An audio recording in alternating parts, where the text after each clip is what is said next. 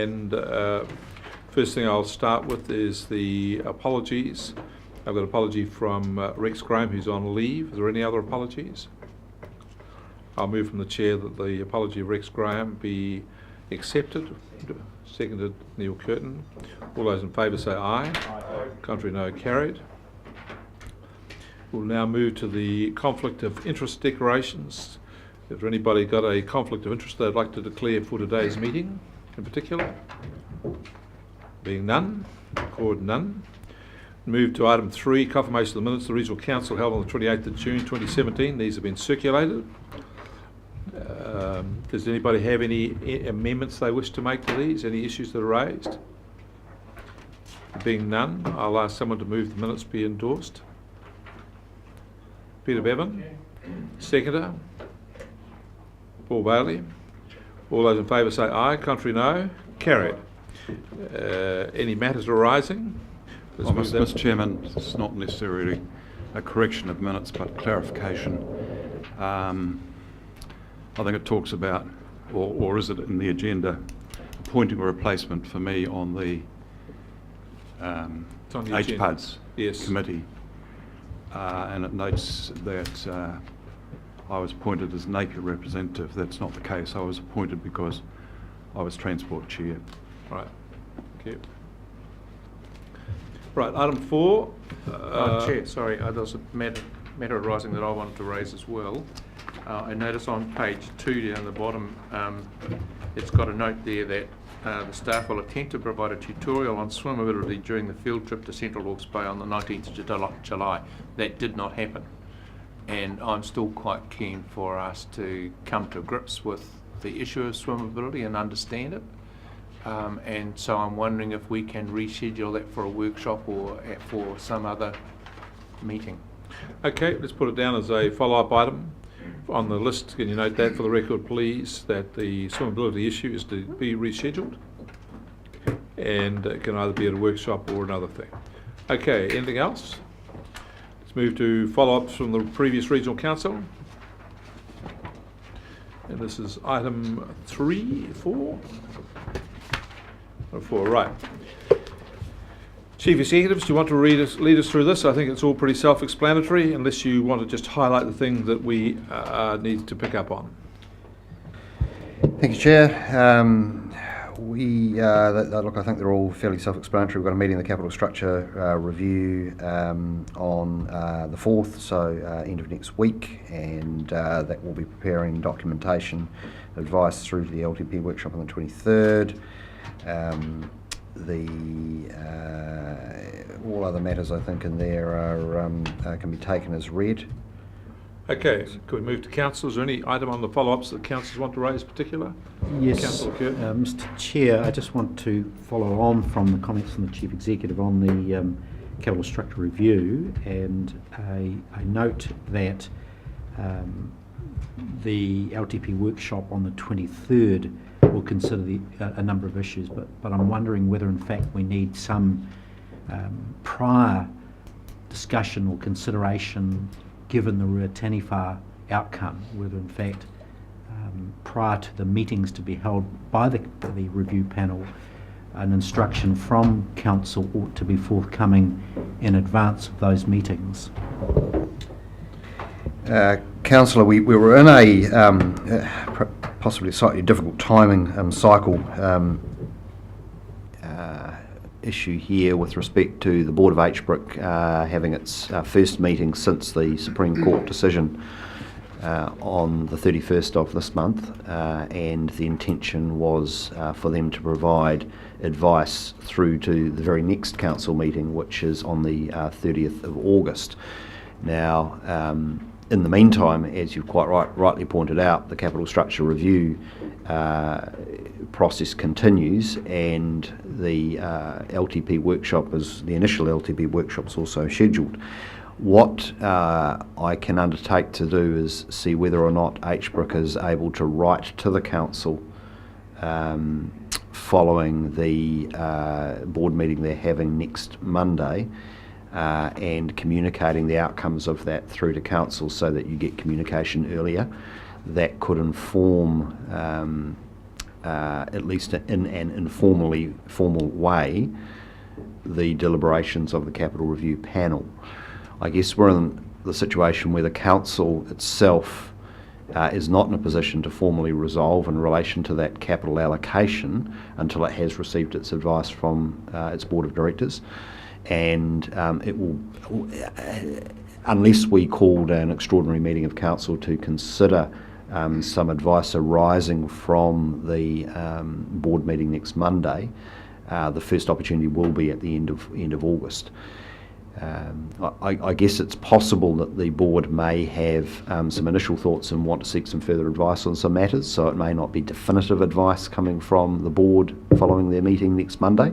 That's something that we're not in a position to prejudge. Therefore, I would recommend that we wait to see what comes out of that board meeting and gets communicated through to council, and just as best as we can manage and possibly informally the information flow through to the capital panel review at that point in time. Look, this is pretty simple, actually.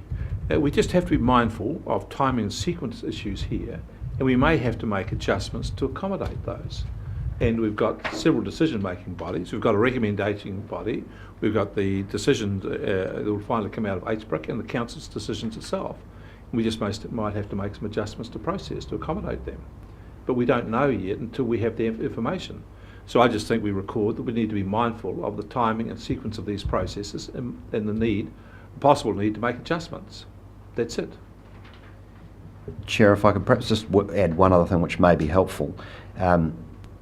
Manton has prepared a range of forecast financial scenarios for the Capital Structure Review panel that include the $60 million remaining at a 6% rate of return, at a benchmark, a bank yield rate, and at no return if the assets were to be put somewhere else. So we've got some forecast scenarios to work with that would include essentially a range of different future outcomes for the $60 million.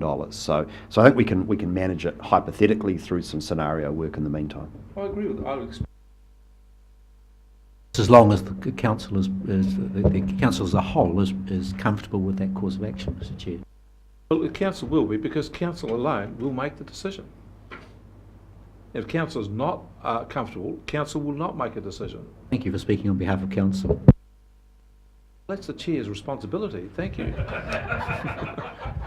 Right.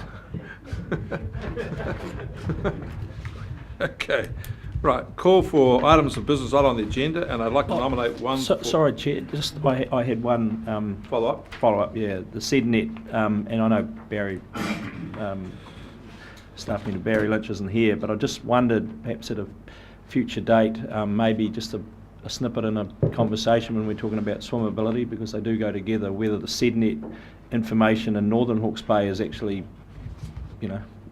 is where we think it is. Meaning, are there issues in the areas that are obvious, or is it coming from elsewhere? It's not that clear, sorry. Would you, so perhaps in conjunction with the swimmability discussion, we could have a presentation of SEDNet and some outputs from Thank that. you. Thank you. Done. Let's move on to the next item, item 5. And we're now going to items of business not on the agenda. I've written down here the Manawatu Gorge, pending the, we get advice from what the Minister's press release, presser says later on. Is there any other items? Councillor Balfour? Water conservation order. Is that a minor item? Is it? I'd like it on whichever category will permit the Chief Executive to articulate for us what our current posture is toward the water conservation order. Well, we'll see how we go in terms of how persuasive your presentation is. Okay. Okay, WCO. Mm-hmm. Councillor Bailey. Just a minor items, LGNZ conference. LGNZ conference. Councillor Bailey. Any others? I'll tag on to that one too. Yes. Okay. Councillor Hewitt. Councillor Bevan. This is a very minor item which I'd like to cover now because I don't know where else to cover it. These two clocks are more than 10 minutes apart and neither of them is telling the right time. We need to do something about it. Okay.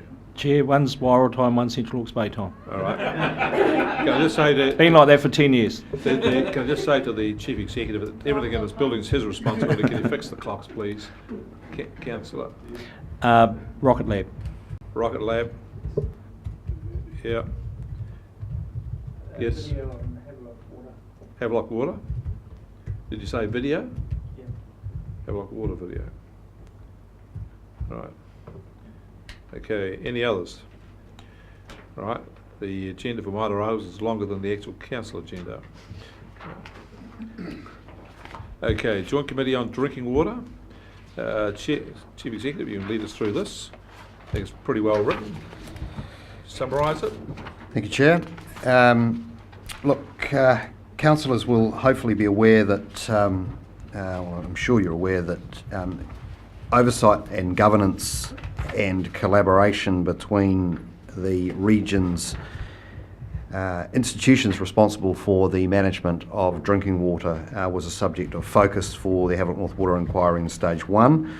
And indeed, the District Health Board, the Hastings District Council and the Hawke's Bay Regional Council all came in for criticism from the panel from the lack of proactive and historic collaboration and the lack of deep collaboration around managing drinking water. In recognition of the multiple barriers approach that New Zealand policy and legislation around drinking water is premised on, which is that a range of different institutions need to work in conjunction to provide those multiple barriers to protect public health. It has been suggested by the chief executives of the relevant authorities in the region that a formally constituted governance committee be established. Councillors will be familiar with the model we have in the coastal hazard space, and also the model which is similar in the transport area, where councils come together under statute in an advisory capacity to provide recommendations to councils and other parties with responsibilities in this area around the management of drinking water going forward. We have had a joint working group at the technical level. That joint working group has not had an escalation pathway to governance level other than through chief executives. And it is our view as chief executives that it would be advantageous for our elected governors, who are of course accountable to the community for drinking water safety and outcomes, to be cited on the collective work by agencies in this area, and on a semi-regular basis to receive advice, reports and make recommendations in relation to the future management. It's pretty clear that the Havelock North Water Inquiry is going to result in substantial change to legislation, regulation, national practice around drinking water. That seems pretty evident, and therefore there will be a body of work to undertake across the region to improve the way in which we manage the risks on drinking water. It's noteworthy here, I think, that we are proposing that Central Hawke's Bay and Wairau District become part of the joint committee. While they have different characteristics to their drinking water supplies than that which is predominantly drawn from the Heritonga aquifer, there is much, I think, that they can gain and learn from being part of the collective, and there's an opportunity here for the region's resources, technical policy, planning, etc., to be applied to all communities in the region, so that we do the best job we possibly can to manage drinking water supply. So that's what's proposed, Chair. Thank you. Councillors, I'm happy to take comments and questions at the same time before moving to the resolution. Anybody want to raise a comment? Councillor Curtin. Thank you, Mr. Chair. My questions to the Chief Executive. I wonder whether you could help me, please, with the purpose at 2.3, point 1, point 2 and point 3. The terms strategies and work programs and the link to resource consent, processes and compliance and applications the difference. Could you give us those numbers again, please? At- 2.3. In the terms of reference. Yeah, I get that, but On 2.3. page 15 at 2.3.1 and 2.3.2 and 2.3.3. Right, The that's bottom what of the I wanted. page. Thank you. Chief Executive. We certainly, at the Regional Council, and this is consistent with the discussions I've had with the territorial authorities, consider that consenting and compliance and enforcement around that form parts of the implementation of strategies, if you like. They are a means to the end and an important part of that. There's nothing in the terms of reference that is intended to preclude a focus on those issues. They would be captured, if you like, in the totality of work that we do collectively. When we talk about work programs, the work programs would include compliance and monitoring and surveillance around the performance of infrastructure, around the sorts of testing regimes that are undertaken, etc. So the intention was that work programs that are relevant to drinking water in their totality would be captured here. So, Mr. Chair, if you could allow me Supplementary question. supplementary. I wonder, we do have a distinction between our hearings committee and our staff's consideration of resource consent applications. I'm not implying that this entity should replace any of those regulatory functions, but I wonder whether in fact the terms of reference should be clearer in addressing resource consent matters in terms of overarching policy and in particular relation to the Regional Resource Management Plan, given that plan does reference the type of, or foreshadows at least, the type of discussion and dialogue that is anticipated in this group. Look, I think it's a fair question. Part of what we're balancing with this exercise, I guess, is that a joint committee under the Local Government Act doesn't have statutory powers. Correct. There are statutory powers that the council cannot contract out, which it must perform. The hearings committee's oversight of consents being one of those. Our compliance and enforcement actions are in addition to that. What's imagined here is that the Joint Committee's oversight will provide a vehicle for highlighting poor performance or good performance in those areas, and will provide a view on those matters, and one could anticipate that the Joint Committee might make a submission to a consent process. But we would always be very clear that the Regional Council, in participating in this committee, would be running its statutory processes very much independently of any recommendation. We would take that into account, but we would have to take into account all submissions from all parties and all considerations under relevant legislation as well. So if that's not clear enough here, that the two run in parallel and the way they work together, then that's something I'm more than happy to take away.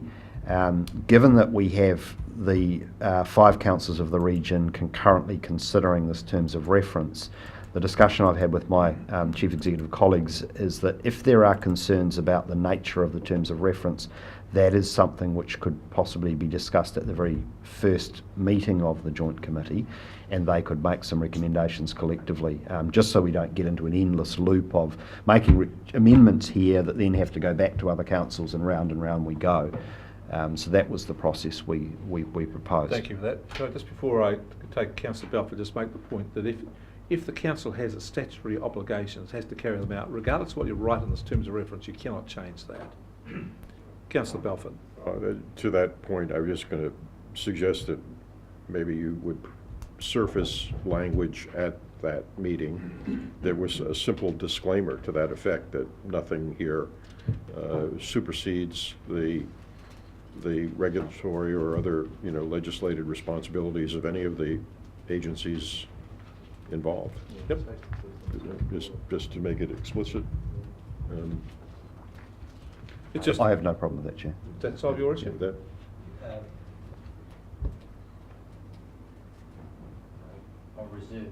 Okay, right. Any other questions, comments?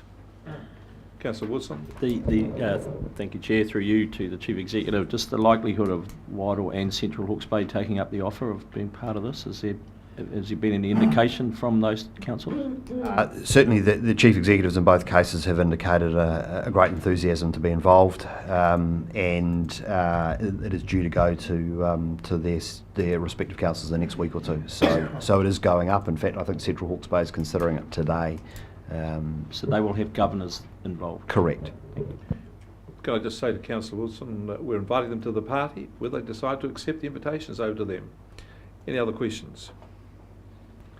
Right, we move to the recommendations. And before we do so, I see there's appointment of two councillors. Could I call for nominations for the two councillors? We get those dealt with then. I then think we'll then move the resolution. Does that sound fair enough? Councillor Bailey? I'd like to nominate Councillor Belford. Do we have a second for that? Councillor Bevan? Any other nominations? Councillor Bevan? Yes, I'd like to nominate Councillor Bailey. Do we have a second for that? I'll second that. Councillor Wilson? Any other nominations? I declare nominations closed, and Councillor Bailey and Belford elected. I hope the water still remains clear and doesn't run green. Can I now move to the recommendations and say that it's... so would someone care to move recommendations 1 through to 5 with the names of Belford and Bailey in the nominations? Councillor Curtin, the seconder. Councillor Wilson, you wish to speak? Yes, I do, Mr. Chair, and thank you for the opportunity. I'd like to see your gratitude repaid, by the way. Mr. Chair, this move, in my view, is a good moment in time for our local authorities. It has been my concern over several months now, around and nearly coming up to a year. I'd like to highlight that we've got a gap in our processes, and this is the opportunity to fill that gap with a top to bottom capability to overview and review what is the most significant and important piece of infrastructure that we could possibly provide for the public, and that's our safe and freshwater supply. It's disturbing and astonishing that we're in this position of having a critical resource such as our water supply having been compromised in the way it was or potentially is, and this is an opportunity to close the gap between what has occurred with our compliance regime over a long period of time. And I asked those questions, Mr. Chair, around consenting, and I'm hopeful that those consenting issues can be included as a part of the mandate in terms of overall or overarching consideration as opposed to specific consideration. So very happy to support this type of development and move and collaboration between local authorities and the Regional Council. Second, wish to speak? Just briefly, Chair. Yeah, I am Councillor Wilson. Concur with a fair chunk of what Councillor Curtin's saying there, and I think it is quite appropriate to have a Hastings and Napier councillor representing the views of this organisation at the table, considering that's where some of the issues have been in recent times. And I would encourage the territorials to both the north and the south to become part of this and take the opportunity to be part of a region-wide solution, because you know, as you say, we've invited them to the party. They haven't indicated whether they're going to turn up yet, but I just encourage them to come on this journey. Thank you. Any other questions? Councillor Bailey. Thank you, Chair. Just a very quick comment that I think this is a very necessary next step that we need to take in this process in terms of looking after our freshwater or our drinking supplies, freshwater drinking supplies, and that the councillors I've spoken to on the other territorial authorities are very much in favour of this approach as well. Councillor Belford. I just had a question. Are we assuming or expecting Chris Tremaine to continue offering his services? as independent chair? No? He's indicated he'd like to stand. He's indicated he would like to stand down due to other commitments, and we're presently discussing with other councils some nominations to bring to you. Okay. Any other speakers? Well, I'll just make some brief comments, and from another perspective, I think this is a pragmatic and sensible response to the crisis in the Havelock North Water. But I think also there is another advantage here, which is highlighted in part by Councillor Wilson's comments, that by having representation from CHB and Wairua on the committee, it also gives us another way of drawing out disparate elements of this region together and seeing that we are all on part of the same team, and to have a provincial-wide approach to this, I think, is a really good approach. I think it's how we should approach more things. I think it's a very good template for us. And I do hope everybody else comes out along and makes the team complete. Any closing comments? Right, I put the motion. All those in favour say aye. Aye. Contrary, no. Carried. I now have a request from an unnamed source who's scribbled on a piece of paper and headed in my direction that we take item 8 next, so that the chair can be present, and the chair will do exactly that. Thank you, ladies.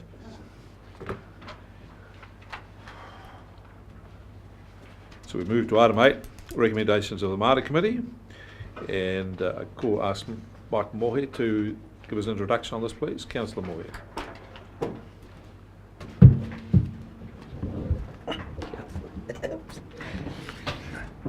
Thank you on my recent election. Yeah, thank you. Thank you, Chair. The reason I wanted to have it before, I understand the Chair is leaving at 11 o'clock, and when we had the last... Only for 2 minutes. But Only for 2 minutes. oh, I thought you were going forever. You can't get rid of me that quickly or easily. First of all, is it true that the other chair has emigrated to Germany? No. I think he's gone to find his cultural heritage. Yeah, the reason, sorry, I thought the chair was going for a longer period, but just so we could have 3 of the 4 councillors that actually attended our last Maori Committee meeting in Opotama, which is just out of Mahia, and to thank them very much for coming. I think once again that was an excellent meeting with tangata whenua. They came with a lot of questions, and they were very appreciative of seeing 4 councillors there. So thank you for that. Also, one of the councillors did say at the last me reporting last time that there probably wasn't enough information. So for your information, we also have presented the minutes of that meeting. And there is 1 or 2 items there that I'd like to just bring your attention to. And one of them was in the, getting bogged down here with paper. In terms of the statutory advocacy update, you may or may not be aware of the Marine and Coastal Areas called Takitai Mona Act. This is actually going to cause a huge headache amongst Māoridom, which will overflow, I think, into the council. So, with your condolence, Mr. Chair, just like... Condolence is exactly right. Is that the word? Yeah. There's great grief that you entered into this area, let me tell you that. Very hard with these Pākehā words. Mena ka whakai koe, ka pirangi au ki te kōrero I pēnā iai. Was that better? Yeah, okay. So, listen, I'll just ask Kerry to briefly give you an update on what takutai mona can mean in this context, please. Because it was brought up at the meeting, and it was quite a titchy subject. And as I've said in the past, all the Maori groups are very much holding hands until something like this comes up, and then they're punching one another. Thank you. Good morning. My name's Kerry Edmonds. I'm the planner in the policy and strategic team. I'm essentially overseeing all of the takutai moana applications. And the Act came into effect in 2011 and invited iwi to apply for either customary marine title or protective customary rights for areas of the common marine area. We've currently received in the region of 35 applications within the Hawke's Bay region. And this picture isn't complete at the moment. We are aware of potentially around 6 additional applications which have been made through Crown engagement, and the OTS have that information but haven't yet had the ability to provide us with the information of those applications to date. So the applications actually closed in April of this year. So there was a 6-year period for iwi, which we'll call applicant groups, to apply for customary marine title or protective customary rights.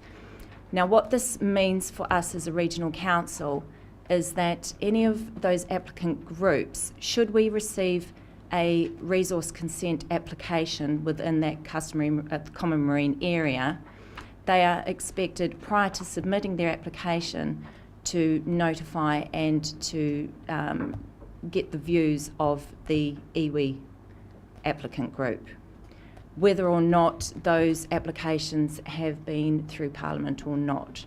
So this makes it quite difficult for our consents team. So for instance, the application from PAMPAC that is in the pipeline, so to speak. The consents team need to make PAMPAC aware of the iwi groups who have applied for customary marine title or protective customary rights, so they can notify them and seek their views on their planning application. Whilst we don't have a full picture, that again makes it very difficult for us as a regional council.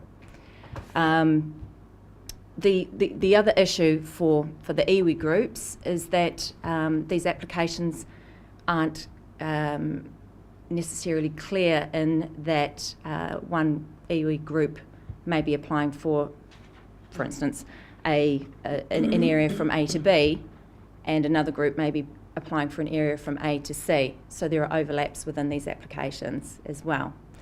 So as a regional council, we also, for all the applications made to the High Court, we have submitted a notice to appear at those High Court proceedings, which on the face of it, in the wording of the notices appear as an objection, but that is so that we can be party to those proceedings and ensure that our regulatory functions are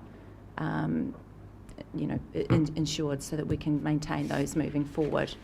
To date, there has only been one application via the Minister through the Crown engagement, which has been decided upon within the country, and that is for Ngāti Pahuera. So at this present point in time, the Minister has agreed to impart some of their customary marine title which they've applied for, has declined their application for protective customary rights.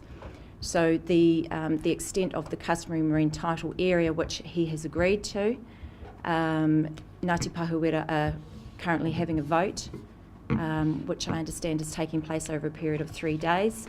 People have to be present to make that vote, and they need to determine whether or not they wish to ratify the Minister's decision. You'll find that some of the iwi groups have applied through both avenues, through the High Court and also through Crown engagement. So in this instance, Ngāti Pahuera have the Crown engagement decision from the Minister, which doesn't give them all of the customary marine title which they've applied for. They will still be pursuing that through the High Court. I think that covers everything for now. Just, thank you, Kerry. That was just, excuse me, a bit of an overview, and especially for Peter Bevan, Councillor Bevan, rather. PANPAC have got a consent, have applied for a consent. There's 3 iwi groups claiming mana mona in the area, so just wanted to alert you that you've got mana Ahuriri, Maunga Haruru and Pahuera both claiming where the extension pipe is going out from 400 metres to 2 Ks, that they're the ones that make the decisions as an iwi group. So that's a little bit of a battle ahead of us. I just, at the end, if anybody wants to ask any questions about the agenda, that the minutes from the or potama, please do so. Can I ask a Yes, question about sorry. the matter that's just been discussed? Under that Act, once a decision's been made and customary title's been granted in whatever extent, do we have any regulatory function as a consequence of that? So the legislation is somewhat ambiguous, but the intention is that once customary marine title or protective customary rights have been agreed and have gone through that Act of Parliament, the iwi group will then have the ability to say yes or no to any resource consents within that area. Now, we are going to be seeking further legal clarification on that point, and that won't just be us as Hawke's Bay Regional Council, but that's something that we're looking to do collectively throughout the country with our other regional council counterparts, because I think the interpretation of that legislation, it's a bit of a grey area at this stage, and because obviously we've not progressed to that point in time, we would prefer to seek legal advice exactly what that means for us. All right, so can I just say to Councillor Bevan and to this here, the Tangatahi Moana Act, I've had quite a bit of experience in dealing with in this interpretation, and I would just say that in terms of this council meeting here, to try and expect councillors to all get up to speed with what it means in a presentation of this is asking too much. And Councillor Bevan asked a legitimate question. There's a million other legitimate questions.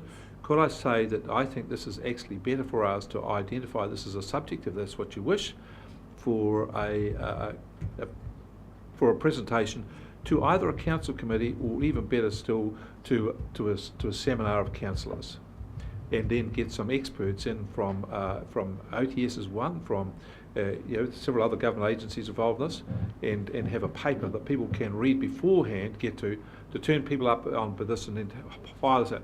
So let me tell you, this is will in fact stretch your logic abilities and your comprehension capabilities. Make no mistake about that. So, can we do that? And can we make that as a note on an item for a follow-up item that will have some? I think you need quarter of a day to half a day on this, and it needs to be very well planned and very well provided for before. Otherwise, you'll miss it. Okay.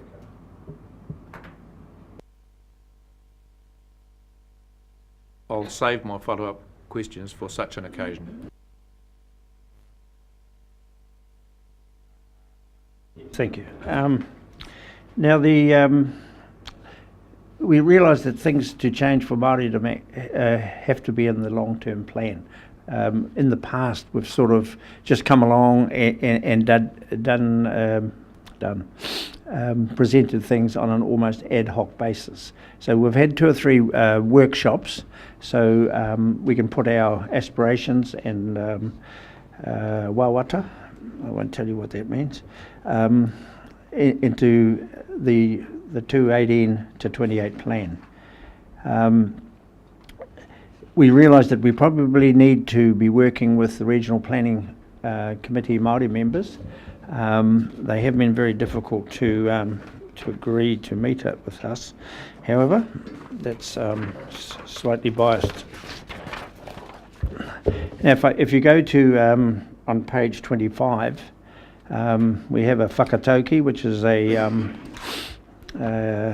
proverb. E rere kau mai te awa nui mai ke kauhui maunga ki tana roa ko au te maunga ko au te awa ko te awa ko au.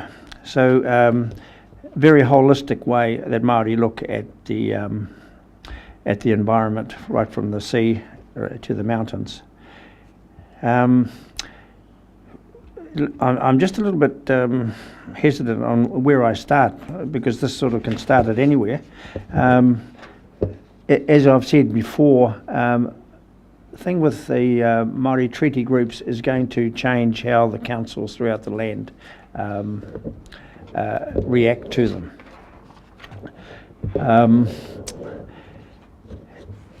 On the next page, 26, if I could take you to amendments to the long-term plan for your consideration. Now, in the past long-term plan, if you were, excuse me saying, if you were a Chinaman and come along and had a look at it, you'd think that Māoridom are not very important, because it's hard to find anything about Māoridom until right at the back, as it were, of the long-term plan. So what we would like to see in the new long-term plan is that there is a mihi at the front, both by myself and the co-chair of the Regional Planning Committee. So it introduces the term of partnership and all the aspirations of Māoridom right at the front. And so it's not them and us, it's all about us. Tātou, tātou, Māori and Pākehā, right at the start. The first dot point, how the relationship between the councils and the values are incorporated into the framework of relevant legislation. Now just get Joyce Ann just to embellish on that, because the rest of the dot points flow from that first dot point. Tēnā rā koutou katoa. As Mike, as the chair of the Maori Committee, has spoken about, one of the tasks I was given was to look at the role of Māori within this organisation, and within the strategic and policy unit, it's best to look at documents itself. In the backdrop of it, if you like, towards my thesis study, I'm looking at linguistics, and I'm looking at the role of health and how it falls into documents. And part of that, I am reviewing the long-term plan of the Regional Council, as well as our other council organisations. And so this was an opportunity to actually put my paper and my work program into action, and so speaking with the chair as well as our other Māori members. So in essence, my methodology sits within what is Professor Norman Fairclough talks about critical discourse analysis. And the critical discourse analysis, or CDA as it's known, looks at what is being said, what is being printed, what is not being said, what are the pictures. And so it gave an opportunity for me to review our documents. As you can see here, this is how I spend my Fridays, working through the document, going through, and my focus was looking at pai ora initially, which is health, as well as Māori, particularly looking at mātauranga kaitiakitanga. When we go through our long-term plan 2015 to 25, it was very clear that Māori don't feature until page 12, and part of that page 12 is actually my appointment, or suggestion for my appointment.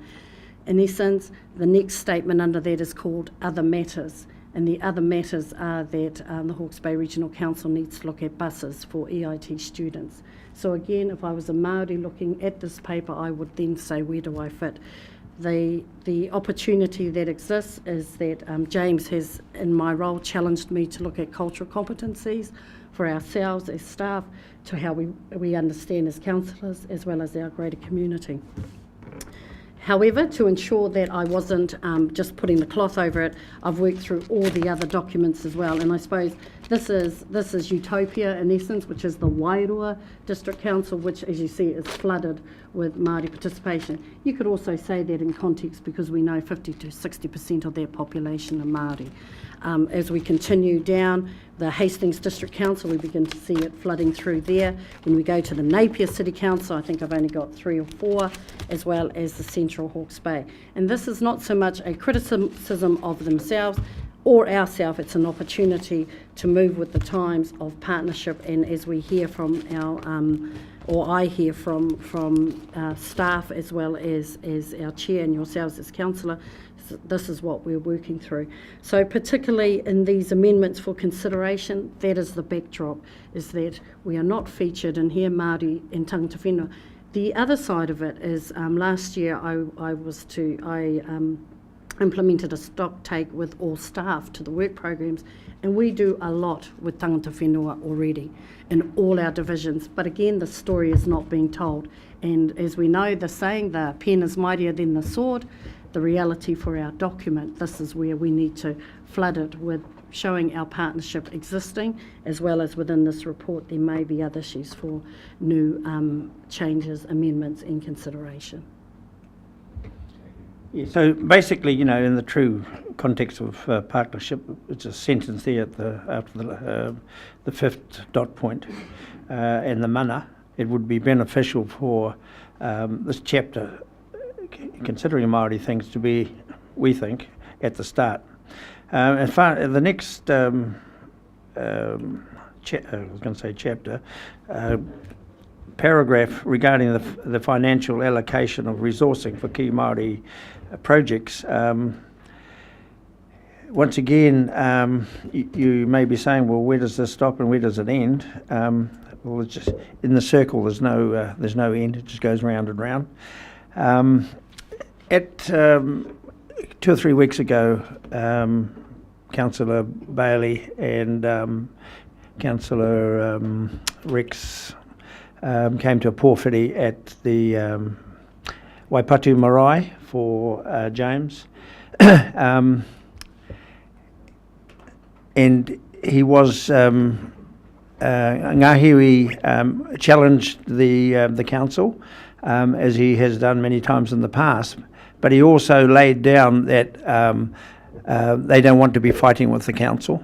They want to be working with the council instead of paying people in the middle, and the people in the middle are the lawyers. So that was an offer made to James, and also a request for a secretariat. Now, what does a secretariat mean, and where is it placed, and how does it work? But those were the things that were sent out there, as it were, with the white feather. They weren't surrendering. They were just saying to James, let's start again and see how we can collaborate and work together. If I go to the next page, page 27, key recommendations. Now, in 2014, the Maori Committee put some resolutions, what are they called?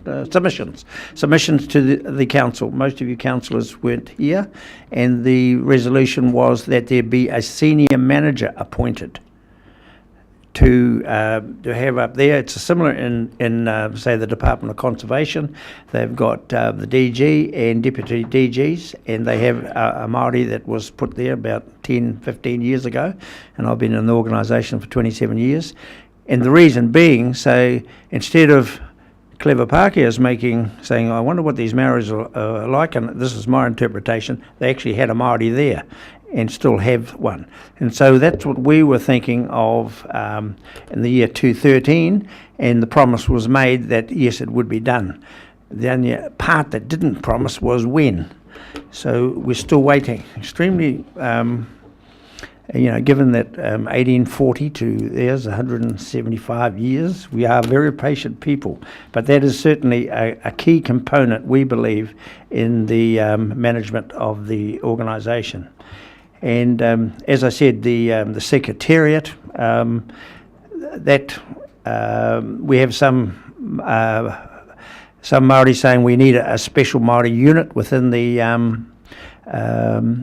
council, but those are things that we would probably like to see in the long-term plan.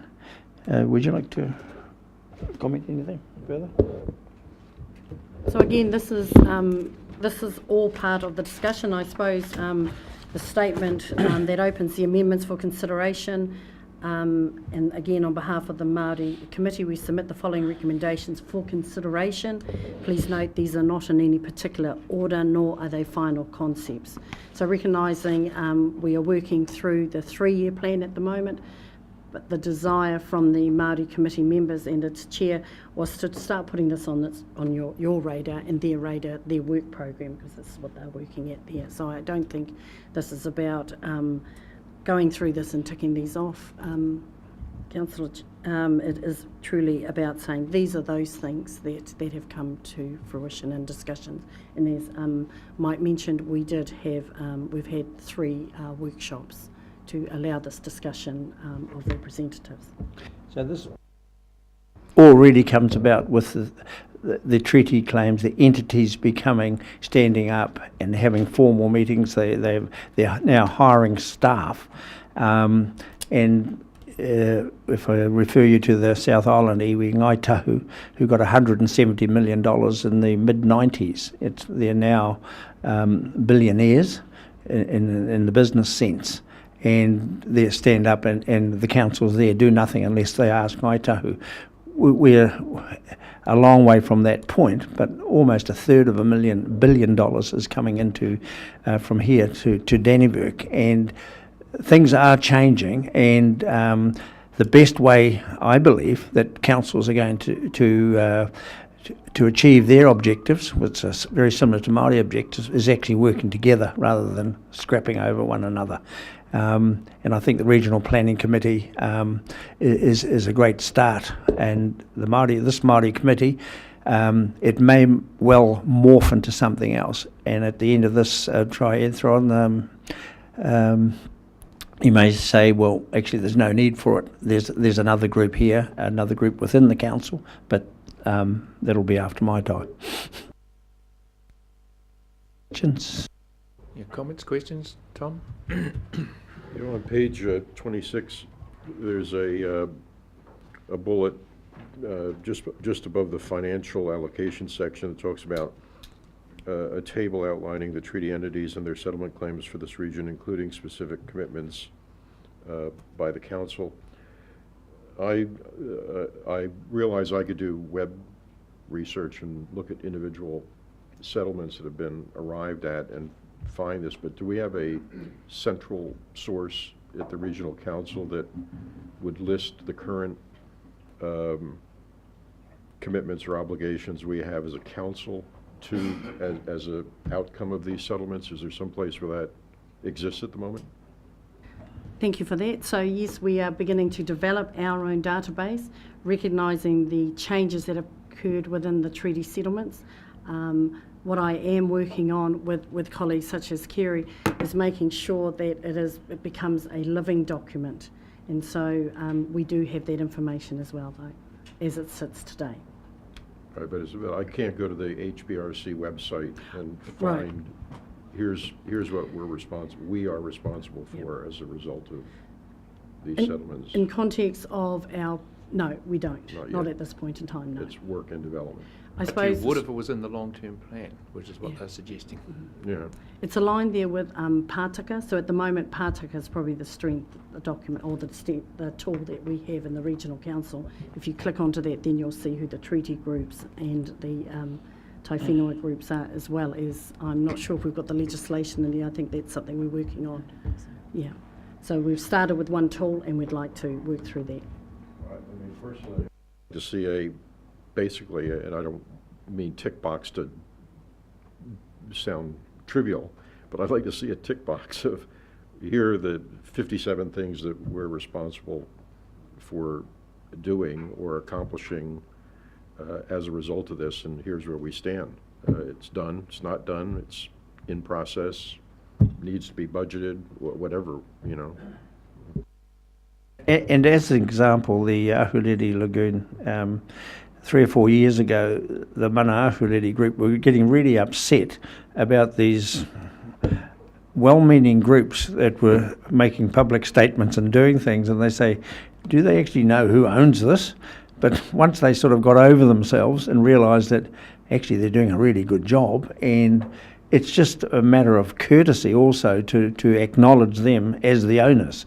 You know, they have their little chest-beating mana, but it is nice from their point of view to recognise actually they own it, but all these little groups around can be beneficial for the long-term health of it. And in that context, when they heard that perhaps Neil Curtin was going to be officially the council's representative, they were just overwhelmed with somebody can take a real interest in it. Councillor Curtin? Thank you, Mr. Chair, and Mike, comment first, congratulations for bringing this up this early in the process prior to LTP development, because it's a little like, horse before cart, etc. coming in and making a submission on the LTP. So pleased to see that. I'm looking at your page 26 where you've highlighted financial allocation of resources. The bottom of that page 26, you've scheduled dot points there for potential, if you like, identification of delivery, and I've added to it the dedicated unit and the external Te Tao Secretariat as if you like your wish list. I've got this question for you. One, can we expect further development of each of those ideas as some sort of presentation to council, either prior or as a part of the LTP development process? And two, have you costed those out? And three, I'd be interested to know the relationship between RPC and Maori Committee, and also we've got another paper, Te Committee Muriwai Te Whanga, there today. What do you anticipate the collective view of Māori will be in terms of this input into the LTP? Yeah, the relationship with the Regional Planning Committee is this Maori Committee is actually working at marae and hapu level. The treaty groups are all at different stages. There's the original hardcore Heisha that actually researches it, and then it moves to a different stage, and then of actually having the settlement agreed in Parliament, and then you get to the implementation of it. So those are three stages, and with the 7 groups that are actually with it, and their land is entirely in the regional council area. They're at different stages, and it's like humans. They're actually a little bit jealous of one another, and one's edging forward. I'm just thinking I've got off the point a little bit. Can you just redirect your question again? Sorry.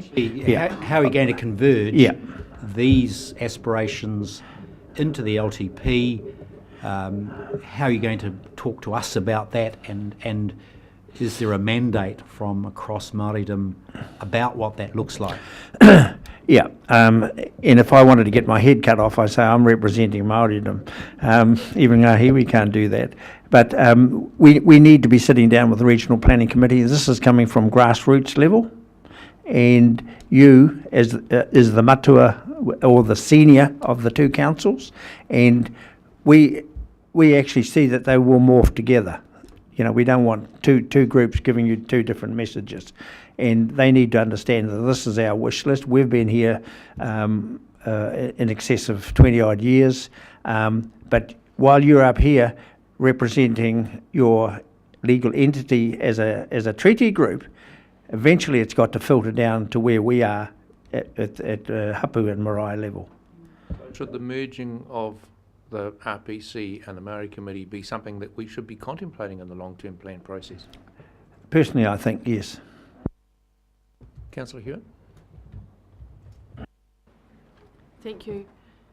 I read this, and I first observed a little bit of jostling between the RPC and the Maori Committee, and I think that in terms of neutrality, a bit like Switzerland, maybe we need to stay very neutral but stay well armed as well.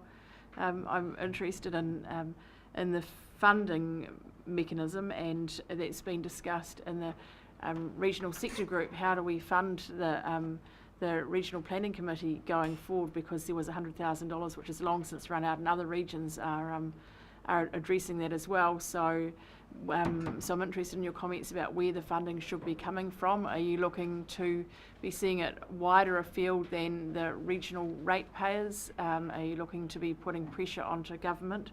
And I'm also interested in the so you've got a couple of references here that I would have thought are covered under the RMA, and that's your references to the Treaty of Waitangi and also the management of wahitapu sites. So are you suggesting that they're not adequately covered under the RMA? Yeah, well, the RMA, those are things you have to do as a council. Yeah.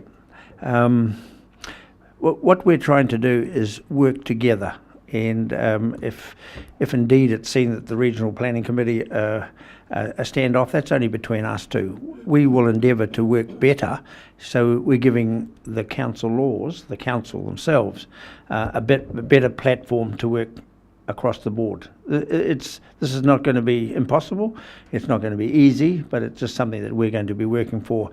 A lot of the things that require funding is actually will overflow into the Regional Planning Committee anyway. So this standing committee can't go to the government for this. This is things that we'll be putting in the long-term plan for the council to fund. And I don't think it's a huge hurdle to be implementing some of the things that the regional planning and saying to join them together, whether it's a secretariat or interflow of information. Thank you, Chair. Thank you, Mike and Jocelyn. Just like to thank you for bringing this paper to us. A little bit almost embarrassed by it because it highlights a whole lot of stuff that's missing from what we're doing in terms of really truly building that true partnership. And I'll comment more about that later on. But my question, Mike, is you mentioned that you'd had some sort of agreement to start off a group manager Maori role, which hasn't been appointed. But I note in your recommendation that you haven't actually put a date in there for an expectation when such a role would be appointed. I think that could be useful.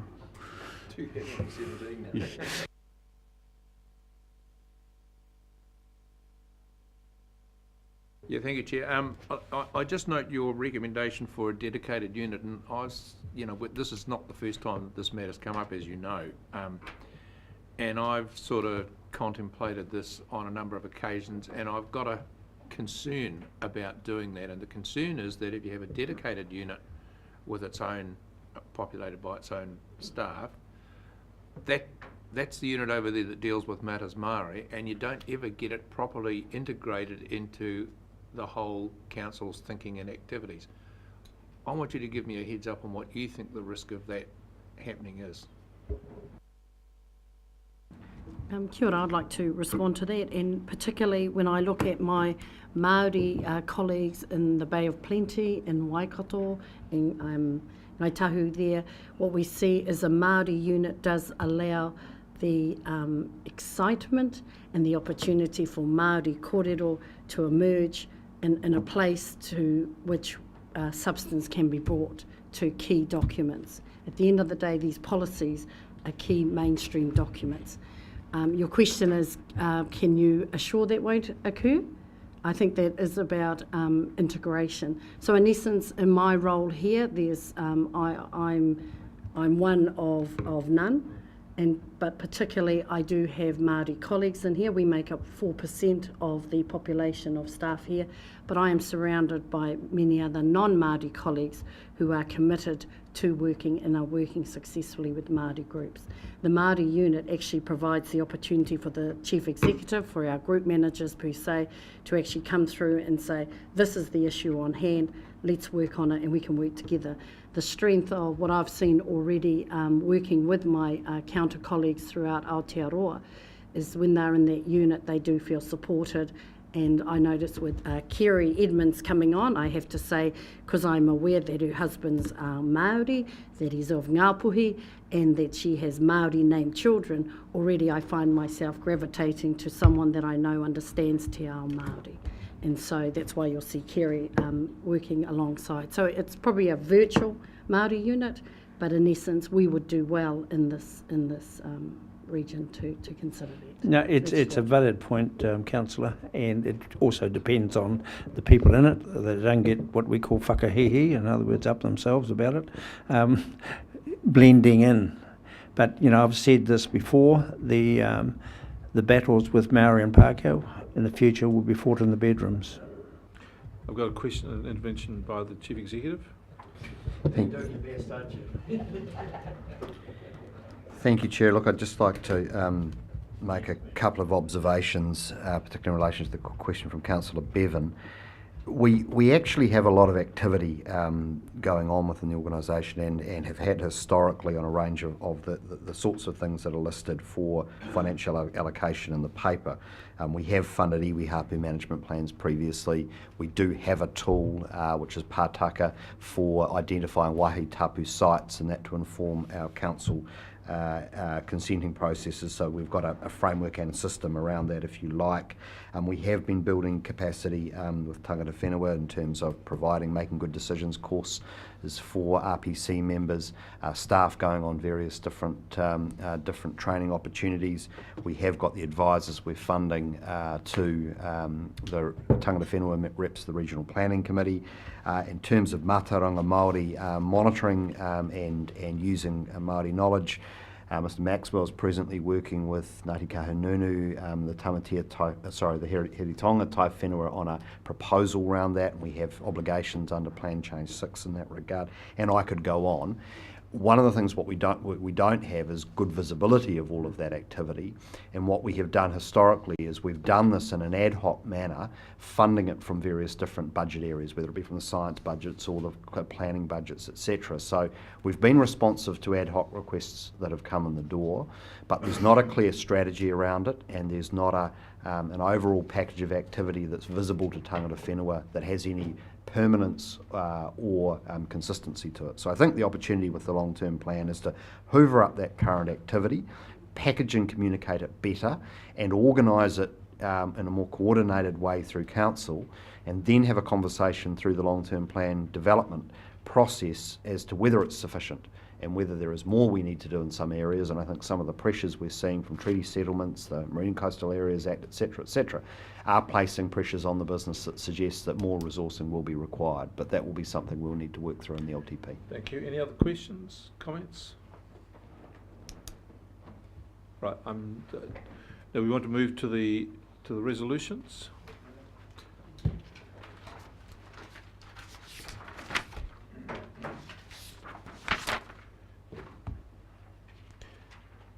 The only thing I think you could to receives and notes the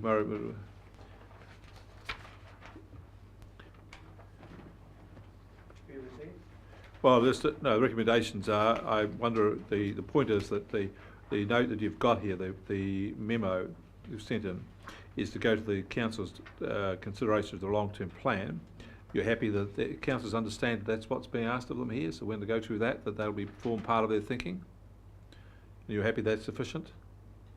All right, will someone move the recommendations? Councillor Bailey, Councillor Bevan.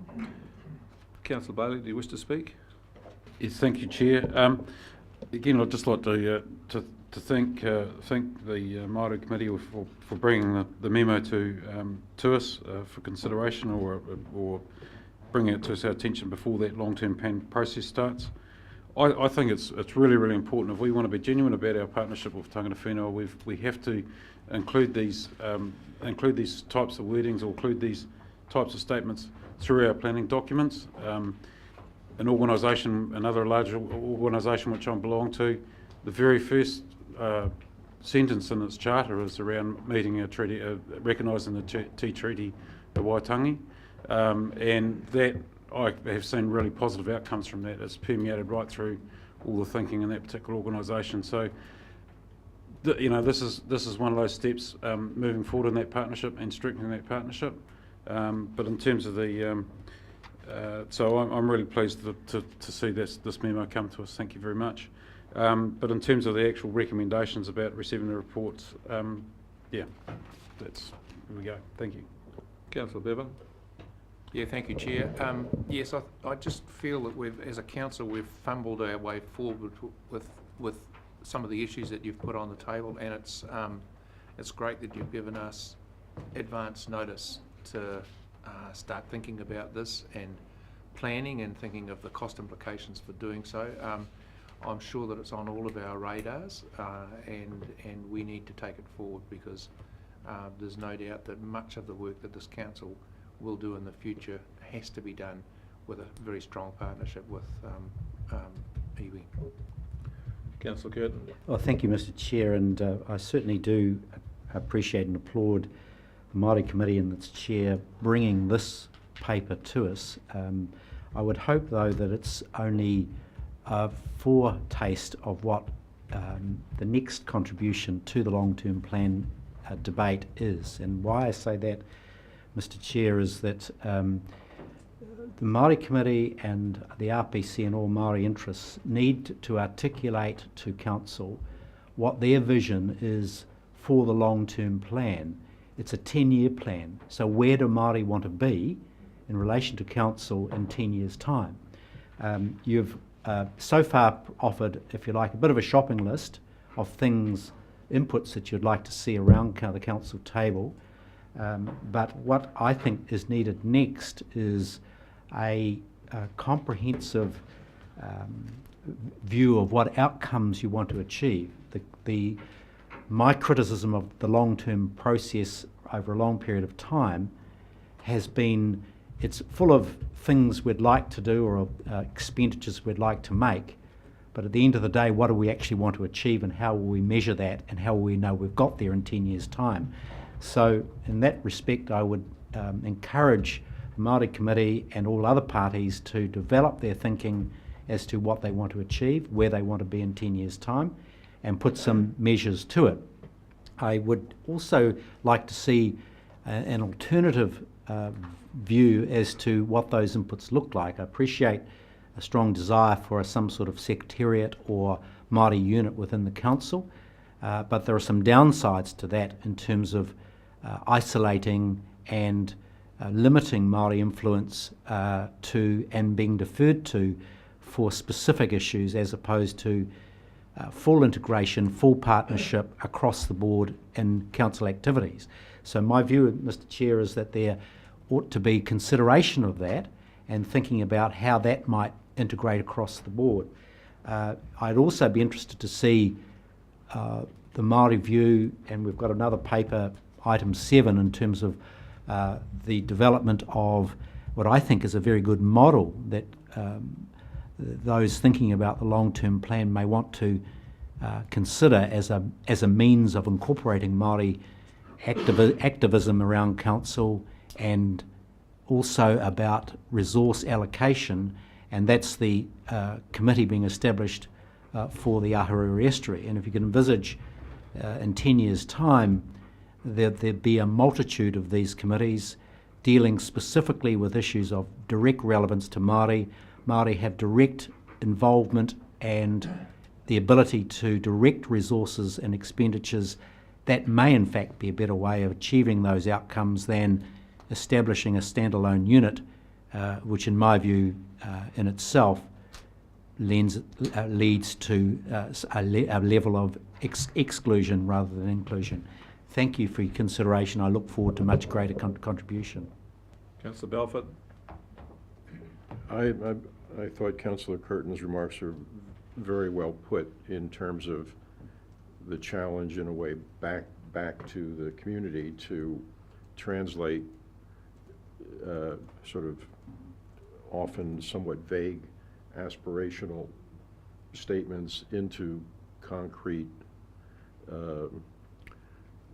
requests, proposals, whatever demands on this long-term plan process. I think you have a council that is probably quite sympathetic to moving in the direction that you would like to see councils move in. And we have a long-term planning process that is at the end of the day, is while there's plenty to be said for rhetorically dressing up the document and having more stickies in the next one, that's fine. But it's a resource allocation document, and we have 7 or 8 months to allocate the resources. And then you miss the opportunity for the next 3 years, basically. So I guess I just strongly second what Councillor Curtin has said about be great when the time comes over the next several months to see something more concrete that really does put the rubber to the road here in terms of, well, what does it actually require in this long-term plan in terms of concrete objectives and resources behind those objectives to get where we want to go. So I really look forward to seeing that and hopefully being in a position to support it when it's put in front of us. But often councillors have raised issues in the past about the government putting unfunded obligations in front of councils, and then we have to scurry around and figure out how to do this. I do look at the treaty settlements a bit in that fashion. That's why I asked the question I did earlier about what's the growing list of obligations that the settlements put directly on this council, and do some of those have cost implications that we should be thinking about and addressing in this long-term planning process. Right now, as I sit here, I am clueless as to what might be expected in that regard over the next 3 or 10 year window, and I think we need to know that. Any other speakers? Before I offer the opportunity to Councillor Bailey, I would just like to firstly apologise for being away from the table briefly, but I'd like to acknowledge the start by saying the meeting we had at Opatama was simply outstanding. I thought all those attended had a very productive meeting, and it was very worthwhile. And in the parlance of New Zealand cultural events, full credit to the boys or the girls, or full credit to the team. It was great. It was very good. Could I also say that the interesting thing from this is that this discussion here highlights for me the very different focus and of the Maori Committee from the Regional Planning Committee. The Regional Planning Committee was set up specifically to deal with RMA issues. This has got a much more holistic approach, and you've picked up that and brought it to us, and good for you on that. I take a slight issue with the word that Councillor Bevan used about us fumbling our way forward. I think he's got the essence of it. I think I'd prefer it to say we're more feeling our way forward on this. They haven't got everything quite right, but we're working our way forward for it, and I think that's it's very good. Yes, there are other models, Waikato, Bay of Plenty, etc., and they've got different circumstances. But I would make 2 pertinent observations here. One is I would start from the documents they put forward and say to you that I had a conversation this morning with a treaty settlement group who were wondering about the value of having a ceremony for the settlement of their treaty negotiations. And I said, well, to me, I start with a great African saying, I see you, Tom Belford. Rather than hello, I see you. It means that you're in my presence and I am aware of who you are. And I said, I think that's one of the really important points of the settlement process, is for a period of time the Crown demolished what went on, and then it has a ceremony where it invites everybody together and it says to you, we the Crown recognise you, we see you, we acknowledge you, and we say that these happened in the past and we are sorry for it. And I think this African thing about I see you is very evocative to me. And what you were saying here in the document is when you look at this document, you can't say, I see you. And that's what you're asking for. And I think a really powerful statement. I agree with that. So we can do that. Councillor Belford and Curtin have come along with the other points, but it's not just that. It has to be about resources, and I agree with that too. And if I have one minor niggle about this, is that I think we've come at this as a sort of a higgledy-piggledy process. You've come along here and given this to us today, in part because there's no other clear pathway forward. But we do need to have a clear pathway forward to have the discussions that people have said they're open to. So can we just have a discussion at some other stage how we might work this up to get to another point where we have a clear pathway forward. And I'm quite sure that this council will come to a completely different arrangement than what they have in Waikato, what they have in Bay of Plenty, for different reasons, because in other ways we are different people, different circumstances and a different history, and so we should. So I think the future is really rosy. Councillor Bailey, summer. Thank you, Chair. Just briefly, just like to thank other councillors for their comments. Find it very encouraging. But I'd just like to say in closing that I look forward to the day when you don't have to bring these sort of memos to us. That the relationship is strong enough that it's just like we're breathing all these issues all the time. Thank you. All right, got the resolutions for you. 1 to 3, inclusive. All those in favour will say aye. Aye. Contrary will say no. Abstentions? Carried. Thank you for the presentation. We now move to item 7. And this is on the... I'd ask the Chief Executive to lead us on this one, please. Chair, I'm going to hand over to Mrs. Raihania on this one. To who? Mrs. Raihania. Raihania, all right. The author of the paper. Okay. Kia ora. So this has been the discussion about Te Komiti o Muriwai o Te Whanga, and many of us know as the Ahuriri Estuary. Looking through the documents, the councillors and the council in its context have actually been aware of the Ahuriri Estuary and the committee that was formed, or at least the desire to have this permanent committee set up as part of the deed of settlement for Ahuriri Hapu. Within the deed of settlement for the area that Te Muriwai o Te Whanganui o Roto, which is seen as a prize taonga islands within this hapu, there is the discussion of setting up this committee to which the chair, Mana Ahuriri Trust, will hold the permanent chair position in 4 of the 8 seats, and other seats are held by the Department of Conservation, Hawke's Bay Regional Council, Napier City Council and Hastings District Council. So again, this paper, I think, presented for you outlines the background, including the cultural redress. The discussion for today seeks the nomination of a governor to represent council on that body. And if we turn to item number 9, nomination request, recognising in the first instance that Ahuriri Hapu Settlement Bill is still awaiting its first reading in Parliament as such, so it hasn't moved through to become an act. But a recent meeting to which Mana Ahuriri Trust members, the Council Chairman Rex Graham, Councillor Neil Curtin, CEO James Palmer and Ian Maxwell and myself attended, there was a discussion about this committee actually getting up and going to establish its management plan, and clearly the management plan of it is for the health and well-being of Te Muriwai o Te Whanga for these generations and future generations. The discussion at the meeting held with Mana Ahuriri Trust members look to the context of those who hold the Hawke's Bay Regional Council chair, be that of the governor levels as yourselves here. So this paper really is inviting nomination to this committee, noting that once this bill has been passed as an act in Parliament, the Ahuriri Hapu Deed Treaty Settlement, a $500,000 kaitiaki fund will be set up to support. However, it's the intention of the Regional Council as well as the Mana Ahuriri Trust members that they start moving and working on the plan. So thank you for that. There.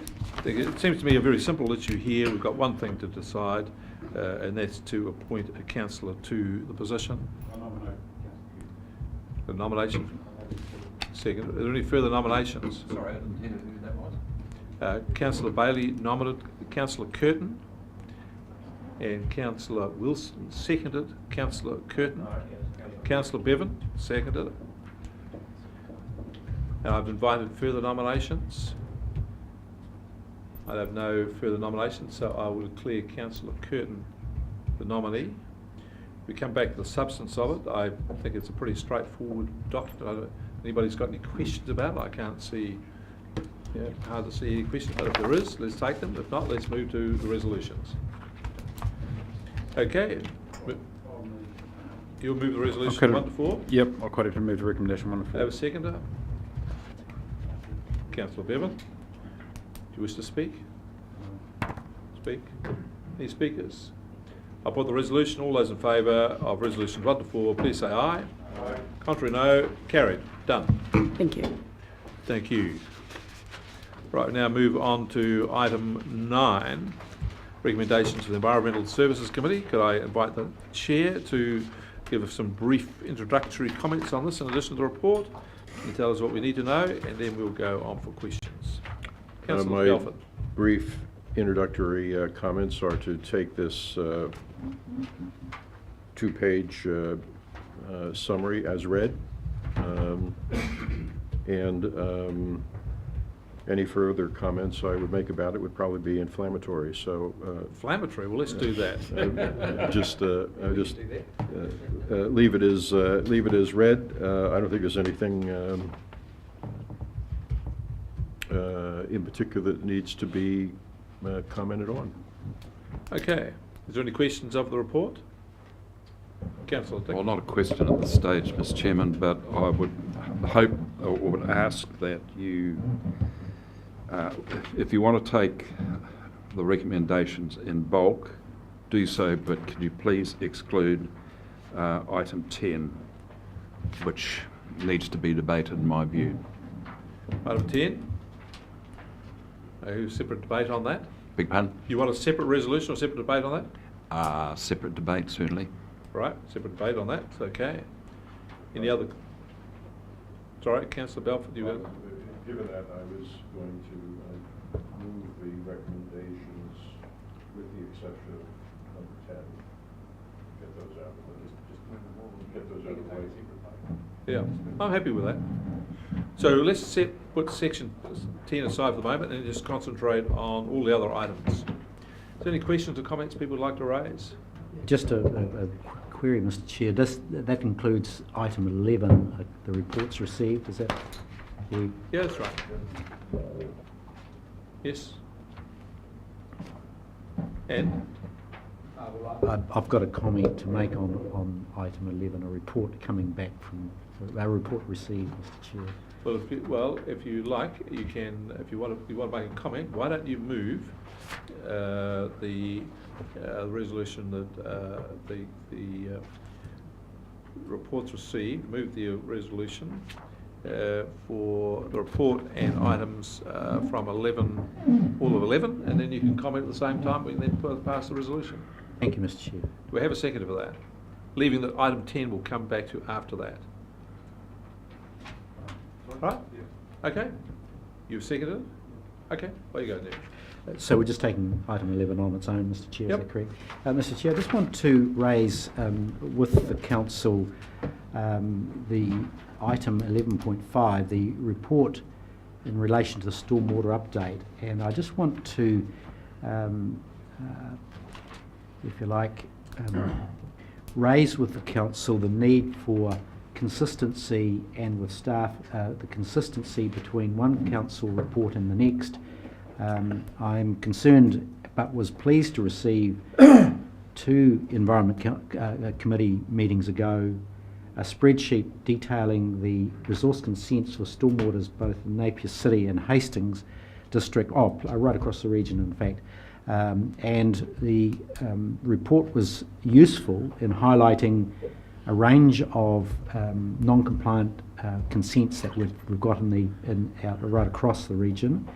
Useful in terms of being able to identify ongoing further action that was required to achieve compliance. But unfortunately, the second report, the one that was received at the last Environment Committee, indicated no issues or very few issues. I think one, in fact, in relation to a consent. And I just wonder whether we can achieve consistency.